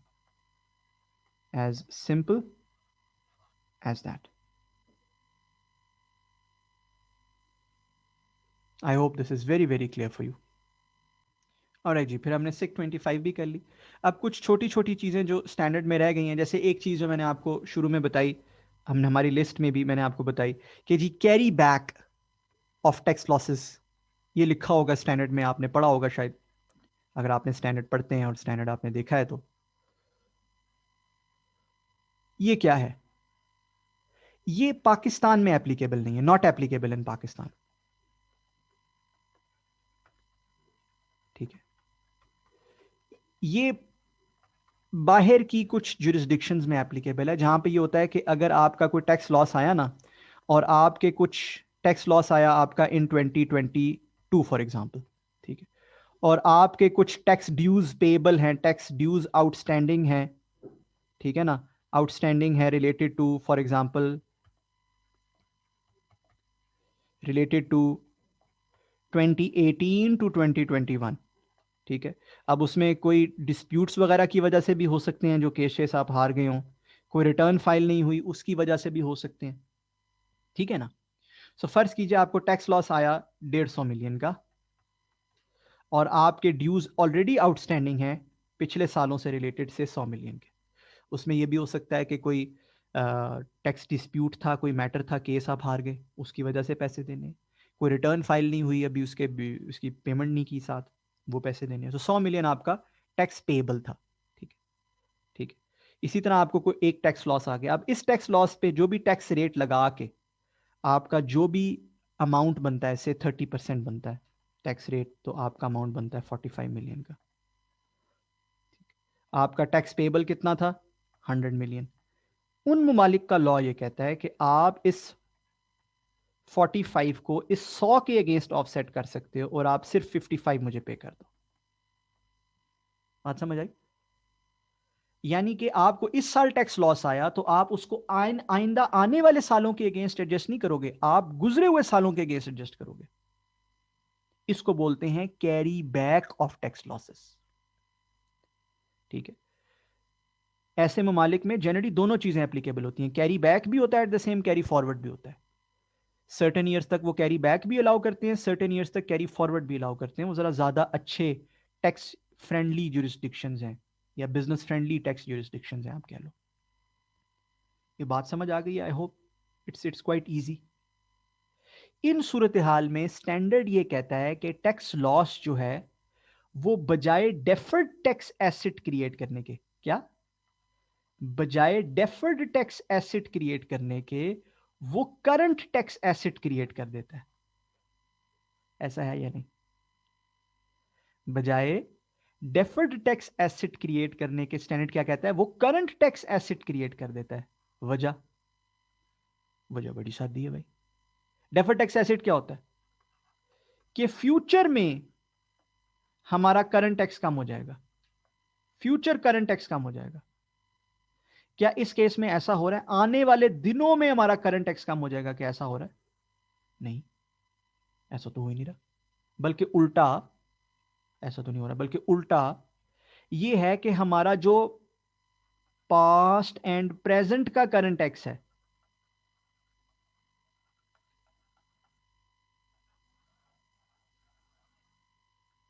वो कम हो रहा है। हाँ या ना? और पास्ट एंड प्रेजेंट का टैक्स तो हम करंट टैक्स के अंदर रिकॉर्ड करते हैं,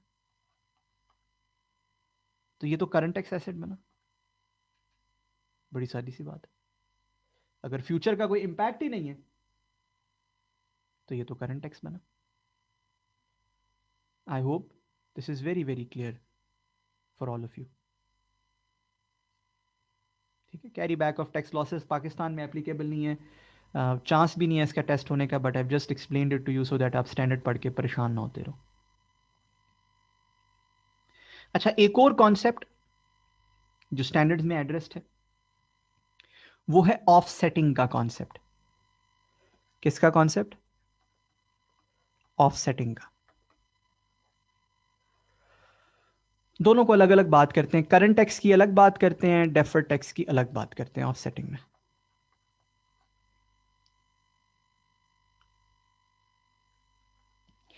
फर्ज कीजिए आपका पेएबल है टैक्स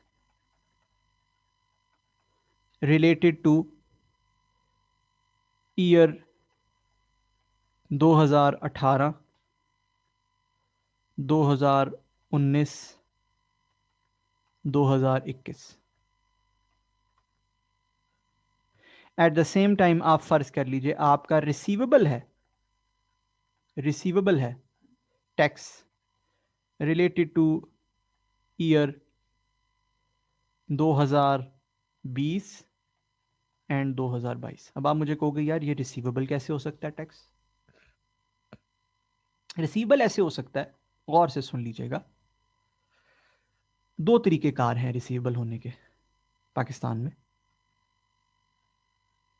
हमारे यहां एक रिजीम है जिसको बोलते हैं एडवांस टैक्स। क्या बोलते हैं? Advance tax.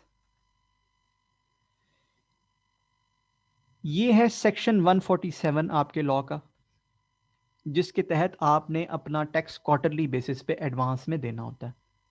और ऐसा हो सकता है कि आपकी शायद ईयर एंड पे टैक्स लाइबिलिटी उतनी ना बनती हो, आप उससे ज़्यादा एडवांस में दे दें।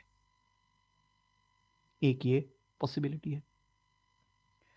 दूसरी एक और रिजीम है पाकिस्तान और पाकिस्तान जैसे और ममालिक जहां लोग खुद अपनी मर्जी से विलिंगली टैक्स नहीं देते, तो उनसे ज़बरदस्ती टैक्स लिया जाता है। उसको बोलते हैं विद होल्डिंग टैक्स। ज़बरदस्ती लिया जाता है, बैंक्स के थ्रू, टेलीकॉम कंपनीज के थ्रू और लोगों के थ्रू उनका टैक्स विद होल्ड किया जाता है, काटा जाता है। जो सेक्शन 150 के सेक्शन है आपके पास और 230 के सेक्शन है आपके पास, ये डील करते हैं विद होल्डिंग और एडवांस टैक्स से, जो आपका टैक्स काटा जाता है। मिसाल है, आपने आपने देखा होगा कि आप जब कैश विड्रॉल करते हो उस पर टैक्स कटता है। आप जब ये प्रीपेड कार्ड्स लेते हो मोबाइल फ़ोन कंपनीज के, इन इन पे टैक्स कटता है। ठीक है ना जी? फिर आप जब गुड्स एंड सर्विसेज की पेमेंट्स करते हो उन पे टैक्स करते हैं, and so on and so fourth.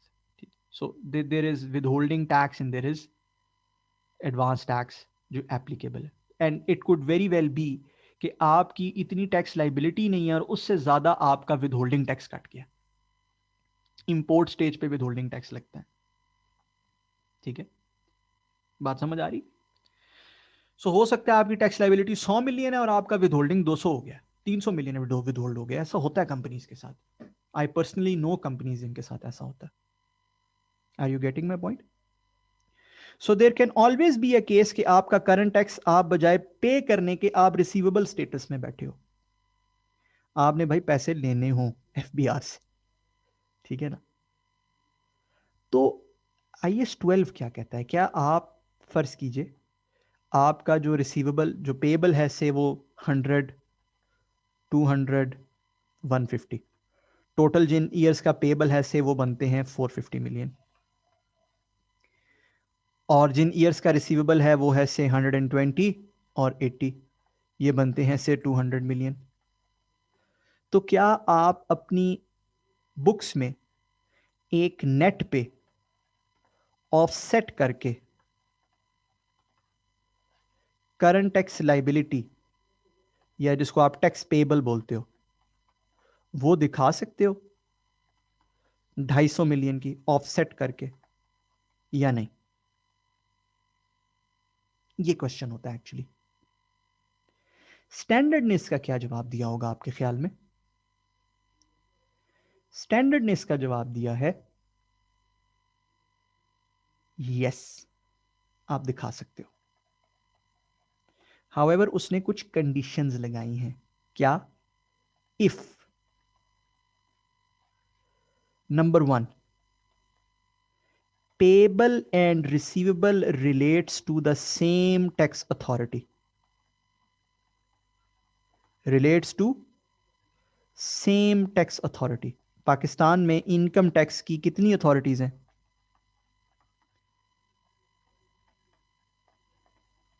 हाँ जी, पाकिस्तान में इनकम टैक्स की कितनी टैक्स अथॉरिटीज हैं आपके ख्याल में?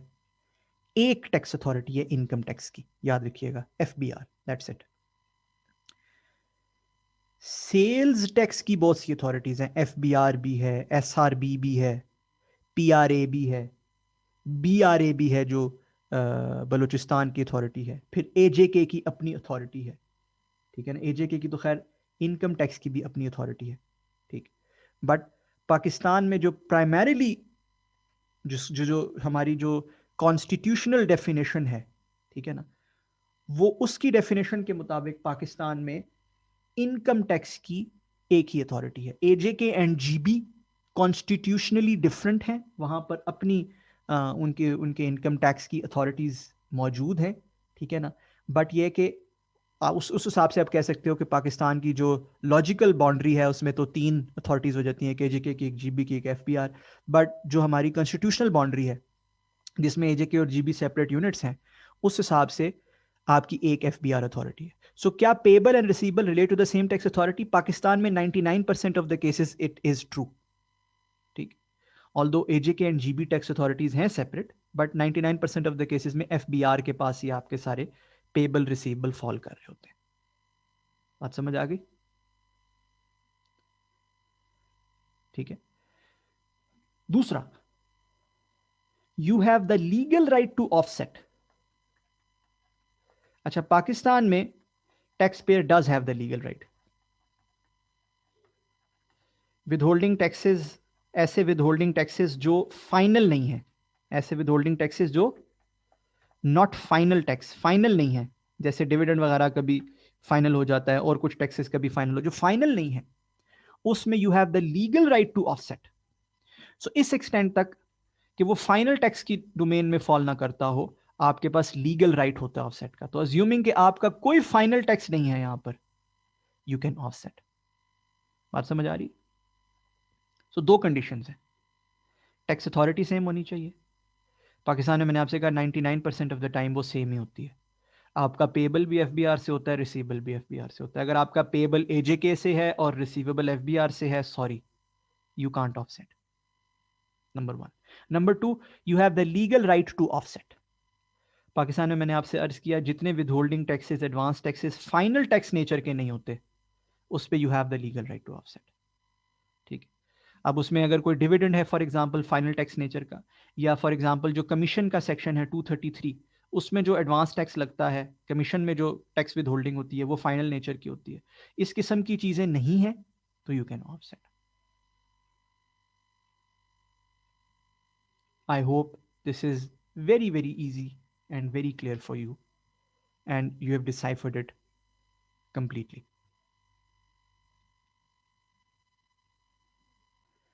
अच्छा, दूसरी फिर चीज ये होती है कि डेफर्ड टैक्स वो कब ऑफसेट हो सकता है? अब डेफर्ड टैक्स में भी आपको पता है कि टेम्परेरी डिडक्टेबल डिफरेंसेस भी होते हैं जिनसे एक एसेट बनता है। अच्छा, फिर टैक्स क्रेडिट्स और टैक्स लॉसेस भी होते हैं, लॉसेस या क्रेडिट्स भी हो सकते हैं जिनसे अगेन एसेट बनता है। ठीक है ना जी। और टैक्सेबल टेम्परेरी डिफरेंस भी होते हैं जिनसे लाइबिलिटी बनती है, ठीक है ना। Deferred tax asset, deferred tax asset, deferred tax liability. तो क्या हम फॉर एग्जांपल हमारा यहाँ से डेफर्ड टैक्स एसेट बन रहा है 100 मिलियन का, यहाँ से हमारे डेफर्ड टैक्स एसेट बन रहा है 150 मिलियन का, और यहाँ से हमारी डेफर्ड टैक्स लाइबिलिटी बन रही है से 550 मिलियन की। तो आज तक हमने देखा है कि हम तो इसको आंखें बंद करके नेट कर देते हैं, ऐसे ही है ना।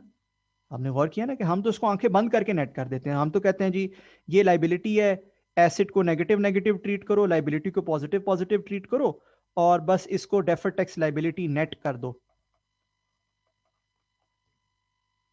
300 मिलियन की। क्या ये बात स्टैंडर्ड में अलाउड है? क्या स्टैंडर्ड इसकी परमिशन देता है कि डेफर्ड टैक्स एसेट और लाइबिलिटी को नेट कर सकते हैं? स्टैंडर्ड कहता है yes you can, but when, if the resulting current tax can be offset। आपको पता है डेफर्ड टैक्स किस चीज का नाम है? डेफर्ड टैक्स तो आने वाले दिनों के करंट टैक्स का नाम है, ठीक है ना। डेफर्ड टैक्स तो आने वाले दिनों के करंट टैक्स का नाम है। अगर उससे आने वाला रिजल्ट होने वाला करंट टैक्स ऑफसेट किया जा सकता है तो डेफर्ड टैक्स भी ऑफसेट किया जा सकता है। याद रखिएगा, इसमें बच्चों को एक कॉमन मिसकंसेप्शन होती है। वो कहते हैं फर्ज करें ये जो डेफर्ड टैक्स एसेट है इसने रिवर्स होना है ईयर 3-4 में या ईयर्स 1-4 में, लॉसेस और क्रेडिट्स ने रिवर्स होना है ईयर से 2-5 में, और लाइबिलिटी ने रिवर्स होना है ईयर 3-10 में। तो इसका तो कॉमन पीरियड नहीं है, क्या मैं स्टिल ऑफसेट कर सकता हूं? स्टैंडर्ड कहता है हाँ बिल्कुल कर सकते हो। वक्त की शर्त नहीं है, शर्त यह है कि जो भी करंट टैक्स इससे रिजल्ट करेगा क्या वो ऑफसेट हो सकता है, और उसकी अगेन वही कंडीशंस है। क्या आपका सारा टैक्स एफबीआर के साथ है? डेफर्ड टैक्स जो बन रहा है वो किससे रिलेट करता है? क्या वो एफबीआर से रिलेट करता है सारा? हाँ जी रिलेट करता है जी। अच्छा जी बेहतरीन। आप किसी फाइनल टैक्स आइटम पे तो डेफर्ड टैक्स नहीं ले रहे हो? बिल्कुल जी, मैं तो फाइनल टैक्स आइटम पे वैसे ही डेफर्ड टैक्स नहीं लेता, मैंने तो आईएस 12 पढ़ा हुआ है, मुझे पता है कि फाइनल टैक्स आइटम्स तो वैसे ही आउटसाइड द स्कोप होते हैं। शाबाश, बेहतरीन, छा गए हो, बस ठीक है, डन। ऐसे कर रहे हो, यू आर फाइन। बात समझ रहे हो? लिहाजा इसलिए प्रैक्टिकल दुनिया में अगर आप रियल कंपनीज ऑफ पाकिस्तान की फाइनेंशियल स्टेटमेंट्स खोल के देखेंगे, फॉर एग्जांपल एंग्रो की, और मेरे पास बहुत सी फाइनेंशियल स्टेटमेंट्स मौजूद हैं जो आपके साथ मैं शेयर भी कर देता हूँ। उनको आप खोल के देखेंगे तो उनकी जो डेफर्ड टैक्स है वो नेट पे आ रहा होता है, इसी तरह जो उनका करंट टैक्स है वो भी नेट पे आ रहा होता है, ठीक है। Tax payable, tax receivable, current tax net करके वो दिखाते हैं, ठीक है। सो ये थी आपकी ऑफसेटिंग। आई होप कि ये भी आपके जहनों में क्लियर है जी।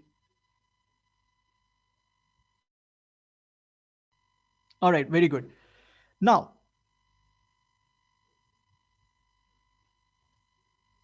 क्विकली देख लेते हैं कि यार अदर स्टैंडर्ड्स कौन से हैं। क्या अदर स्टैंडर्ड्स कौन से हैं जिनकी स्टडी हमने फ्यूचर में करनी है, ठीक है, और काफ़ी कुछ उसके बारे में हमने फ्यूचर में पढ़ना है। अभी हमारी डेफर्ड टैक्स की नॉलेज इनकम्प्लीट है बिल्कुल। आप कह लो हमने जितनी बुनियादें चाहिए थी ना हमें डेफर्ड टैक्स पढ़ने के लिए वो सारी क्रिएट कर ली हैं, बट अभी हमारी डेफर्ड टैक्स की नॉलेज इनकम्प्लीट है क्योंकि बहुत से अदर स्टैंडर्ड्स हैं जिनके अंदर हमने डेफर्ड टैक्स की इम्प्लीकेशंस कवर करनी हैं।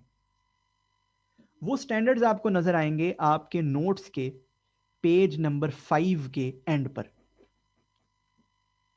आपके नोट्स पेज 5 एंड पर बहुत से अदर स्टैंडर्ड्स हैं जो आपको नजर आएंगे। ये जब जब इंशाल्लाह ये स्टैंडर्ड्स पढ़ते रहेंगे साथ साथ इसकी डेफर्ड टैक्स इम्प्लीकेशंस भी पढ़ते रहेंगे, ठीक। बात समझ रहे हैं? और ये वो हैं जिसमें मुश्किल किस्म की इंप्लीकेशंस हैं। जिनमें आसान किस्म की इंप्लीकेशंस है वो भी हम पढ़ेंगे। फॉर एग्जांपल हम IS-16 के साथ भी डेफर्ड टैक्स इंप्लीकेशंस पढ़ेंगे, लेकिन वो मैं समझता हूँ कि आसान किस्म की हैं। जो थोड़े से मुश्किल किस्म के हैं वो पेज 5 के एंड पर आपको लिखे हुए हैं। जब जब इंशाल्लाह वो स्टैंडर्ड्स पढ़ेंगे, साथ साथ उसकी तमाम डेफर्ड टैक्स इंप्लीकेशंस पढ़ते रहेंगे। बात समझ आ गई? अभी के लिए IS-12 की अगर मैं एक समरी बांधूं, तो सबसे बुनियादी कॉन्सेप्ट है, आपको मालूम होना चाहिए what is current tax. Current tax की तमाम कैलकुलेशंस, हर चीज मालूम होनी चाहिए। फिर आपको डेफर्ड टैक्स की बेसिक कॉन्सेप्ट के व्हाट इज डेफर्ड टैक्स, ठीक है, उसकी बेसिक कॉन्सेप्ट मालूम होना चाहिए। और डेफर्ड टैक्स का बेसिक बुनियादी कॉन्सेप्ट क्या है कि डेफर्ड टैक्स आने वाले दिनों का, फ्यूचर ईयर्स का करंट टैक्स है। अगर फ्यूचर ईयर्स का करंट टैक्स किसी वजह से बढ़ जाए तो वो डेफर्ड टैक्स लायबिलिटी है। अगर फ्यूचर ईयर्स का करंट टैक्स किसी वजह से कम हो जाए तो वो डेफर्ड टैक्स एसेट है। और ये आमतौर पे ऐसे होता है कि टैक्स वाला आपके साथ अगर आज एहसान कर दे तो वो फ्यूचर में उस एहसान को वापस करता है। This is deferred tax liability. अगर वो आज जुल्म कर दे तो वो फ्यूचर में उस जुल्म को वापस करता है। That is deferred tax asset. फिर underlying reason, underlying transaction, deferred tax की रिकॉर्डिंग कैसे होती है, वो कॉन्सेप्ट आपको 100% क्लियर होना चाहिए। फिर टैक्स क्रेडिट्स, टैक्स लॉसेस वगैरह का कॉन्सेप्ट आपको 100% क्लियर होना चाहिए। फिर डिस्क्लोजर्स तमाम, चाहे वो टैक्स P&L के नोट से रिलेटेड हैं, चाहे वो लाइबिलिटी एसेट के नोट से रिलेटेड हैं, चाहे वो रिकंसिलिएशन है, जो भी है वो तमाम डिस्क्लोजर्स आपको 100% क्लियर होने चाहिए। ठीक है। फिर कुछ ट्रिकी कॉन्सेप्ट्स जैसे डिविडेंड की टैक्सेशन का क्या करते हैं, अगर मल्टीपल मैनर्स ऑफ रिकवरी हो, यूज पे कोई और रेट हो, सेल पे कोई और रेट हो, वो आपको क्लियर होना चाहिए। फिर फॉर्मेट्स क्या होते हैं, डेफर्ड टैक्स एसेट लाइबिलिटी का सवाल है तब फॉर्मेट क्या होता है, कंप्लीट एक्सपेंस कैलकुलेट का सवाल है तब फॉर्मेट क्या होता है, वो आपको पता होना चाहिए। एंड फाइनली आपको जो इंटरप्रिटेशंस हैं, सिक हो गई 25 और इफ्रिक हो गई 23, ये मालूम होनी चाहिए। And that's it. इतना मालूम है तो आपके पहले 8 लेक्चर बेहतरीन तैयार हो गए। अब मैं एक छोटी सी चीज आपको दिखाना चाहता हूं, छोटी सी चीज, और आपको बताना चाहता हूं कि आने वाले अरसे में डेफर्ड टैक्स और IS-12 पढ़ने का हमें क्या फायदा होगा। ये क्वेश्चन है जी समर 19 का क्वेश्चन 4। जो क्वेश्चंस हमने देखे उससे थोड़ा सा ज़्यादा रीसेंट है। आपको ये अभी खोल के पढ़ने की ज़रूरत नहीं है, क्योंकि मैं अभी आपको सॉल्व नहीं करवा रहा। मैं सिर्फ एक चीज़ बताना चाहता हूं, जितना मैं दिखा रहा हूं उसके हिसाब से आपने देखना है। ये कंप्लीट टैक्स से रिलेटेड क्वेश्चन है, कंप्लीट टैक्स से रिलेटेड क्वेश्चन है, और ये 24 नंबर का सवाल है अगर आप इस पर गौर करो। It's a huge question. और आइंदा आने वाले दिनों में जो मैं एंटिसिपेट करता हूं, जो सवालात आपके टैक्स से रिलेटेड आएंगे, वो इसी किस्म के आ सकते हैं। अगर मैं इस सवाल को देखने की कोशिश करूं कि यार इस सवाल में एग्जामिनर ने पूछा क्या, तो मैं देखता हूं। कहता है जी, following is an extract from the statement of comprehensive income of AL for 31 December 2018। Profit before tax दे दिया, गेन ऑन प्रॉपर्टी रिवैल्यूएशन यानी कि IS-16 दे दिया, गेन ऑन फे वैल्यू ऑफ इक्विटी इंस्ट्रूमेंट यानी कि IFRS 9 जिसका भी आपको कुछ भी नहीं पता, remeasurement of defined benefit liability यानी कि IS-19 अगेन जिसका भी आपको कुछ भी नहीं पता, राइट। कहता है ये इंफॉर्मेशन मजीद गैदर की गई है for preparing disclosures related to taxation. Property plant and equipment की कंप्लीट मूवमेंट दे दी गई है अदर देन लैंड, ठीक है। और उसके रिवैल्यूएशन सरप्लस जो है वो भी बता दिया गया कि रिवैल्यूएशन सरप्लस ग्रॉस यानी कि नेट ऑफ टैक्स नहीं, gross of tax, without effect of tax क्या था, WDVs क्या थी, टैक्स बेस वगैरह क्या थी। अब ये तो हमें मालूम है कि जी एक्सेलरेटेड डेप्रीसिएशन एंड रीवैल्यूएशन में जो ब्रेक करना होता है, ठीक है, जो OCI एंड PNL में ब्रेक करना होता है, वो सारा कुछ हमें आता है, ठीक है ना। रीवैल्यूएशन और जो डेप्रीसिएशन में ब्रेक करना होता है वो सारा कुछ हमें आता है। So this is quite easy for us. अच्छा, अगेन मैं इसकी डिटेल्स में नहीं जा रहा। फिर उसने ये जो अगला जुमला बोला है ये मैं पढ़ नहीं रहा, this is related to IFRS 9। मैं पढ़ भी लूंगा तो आप लोगों को भी नहीं आता ये। उससे जो अगला जुमला बोला है ये वाला, this is related to IS 19। मैं पढ़ भी दूंगा, आपको नहीं आता। उससे अगला is related to IFRS 2, share based payments. फिर वापस वो नॉर्मल चीजों पे आ जाता है, कहता है जी लाइबिलिटीज ऐसी जो 31 दिसंबर पे थी, उसमें 35 मिलियन की अमाउंट थी जो अनपेड है फॉर 3 इयर्स, ठीक है ना। और उसने बता भी दिया कि टैक्स लॉ के मुताबिक लाइबिलिटी जो 3 साल से ज़्यादा होती हैं वो इनकम में ऐड बैक हो जाती हैं और सब्सीक्वेंटली अलाउ होती हैं as expense on payment basis. ये हमें पहले से पता है। So liabilities outstanding for more than 3 years, उसका उसने कॉन्सेप्ट डिस्कस कर लिया, वो हमें आता है, ठीक। अच्छा, और कहता है टैक्स रेट इस साल का 27% है जबकि पिछले साल का 28% था। इसका मतलब है चेंज इन टैक्स रेट भी उसने टेस्ट कर लिया, वो भी हमें आता है। कहता है जी मिनिमम टैक्स हम पे लगता है 1% का, जो कि एडजस्टेबल हो सकता है फ्यूचर 3 इयर्स के अंदर। रेवेन्यू इतना था। मिनिमम टैक्स या टैक्स क्रेडिट्स का जो कॉन्सेप्ट है वो भी हमें आता है। कहता है जी 31 दिसंबर 2017 तक मिनिमम टैक्स का ये बैलेंस पड़ा हुआ था जिसपे इतना डेफर्ड टैक्स रिकॉर्ड किया गया था 55 मिलियन का, ठीक है। कोई टैक्स लॉस कैरी फॉरवर्ड नहीं था, यानी कि रिकवरेबिलिटी का कॉन्सेप्ट टेस्ट करना चाह रहा है, वो भी हमें आता है।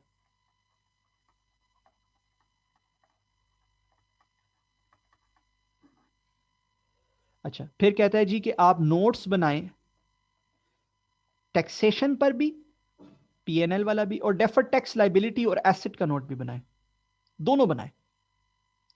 ये दोनों कैसे बनते हैं, इनकी क्या वर्किंग्स बनती हैं, क्या फॉर्मेट्स बनते हैं, फॉर्मेट्स एंड वर्किंग्स, ये भी हमें आता है। ऐसा है या नहीं? ये सवाल ऐसा हरगिज नहीं है कि हम कभी सॉल्व नहीं करेंगे, ये बिल्कुल हम सॉल्व करेंगे। ऐसा नहीं है कि हम सिर्फ डिस्कस करके गुजार देंगे, बिल्कुल भी नहीं। कोई सवाल भी, मैं डिस्कस करने में सवाल बिलीव ही नहीं करता कि ऊपर ऊपर से बस डिस्कस कर लो। We will solve each and every question इंशाल्लाह। हाउएवर द पर्पस कि मैं जो आपको ये पूरा सवाल दिखा रहा हूं वो पर्पस क्या है? पर्पस ये है कि आपको समझ आए कि जो भी आपने पढ़ा है उसका मकसद क्या है। वो है बुनियादी सांचा। सांचा समझते हैं ना? बुनियादी सांचा है। आपने सवाल का सांचा भी पढ़ लिया है और जो सवाल में common issues related to IS 12 होते हैं वो सारे देख लिए। अब आपने जितने बाकी स्टैंडर्ड्स हैं उनसे रिलेटेड टैक्सेशन की चीजें देखनी है। 19 देख लेंगे, IFRS 2 देख लेंगे, राइट, बिजनेस कॉम्बिनेशंस देख लेंगे, ठीक है, इफ्रिक 1 की टैक्सेशन, IS 20 की टैक्सेशन, तमाम बाकी जो स्टैंडर्ड्स हैं उनकी टैक्सेशन देख लेंगे। तो आप ऐसे सवाल करने के लिए तैयार हो जाएंगे। एक एक डबल एंट्री का इंपैक्ट है, बस दैट्स इट। IS 19 एक डबल एंट्री, IFRS 9 एक एक जर्नल एक डबल एंट्री, IFRS 2 एक डबल एंट्री है टैक्स की। कोई ऐसी रॉकेट साइंस नहीं है, बस पढ़ना पड़ेगा ज़ाहिर। उसके लिए पहले स्टैंडर्ड पढ़ना पड़ेगा कि स्टैंडर्ड है क्या। पहले अकाउंटिंग सीखेंगे फिर उसका टैक्स इंपैक्ट आएगा ना। तो कुछ समझ आया कि how you will get tested in the future, ठीक है। This is how you will get tested in the future. So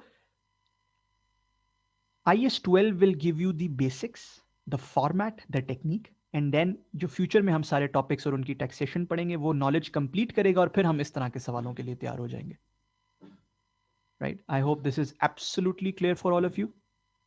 this concludes our study of IS 12, ठीक है जी।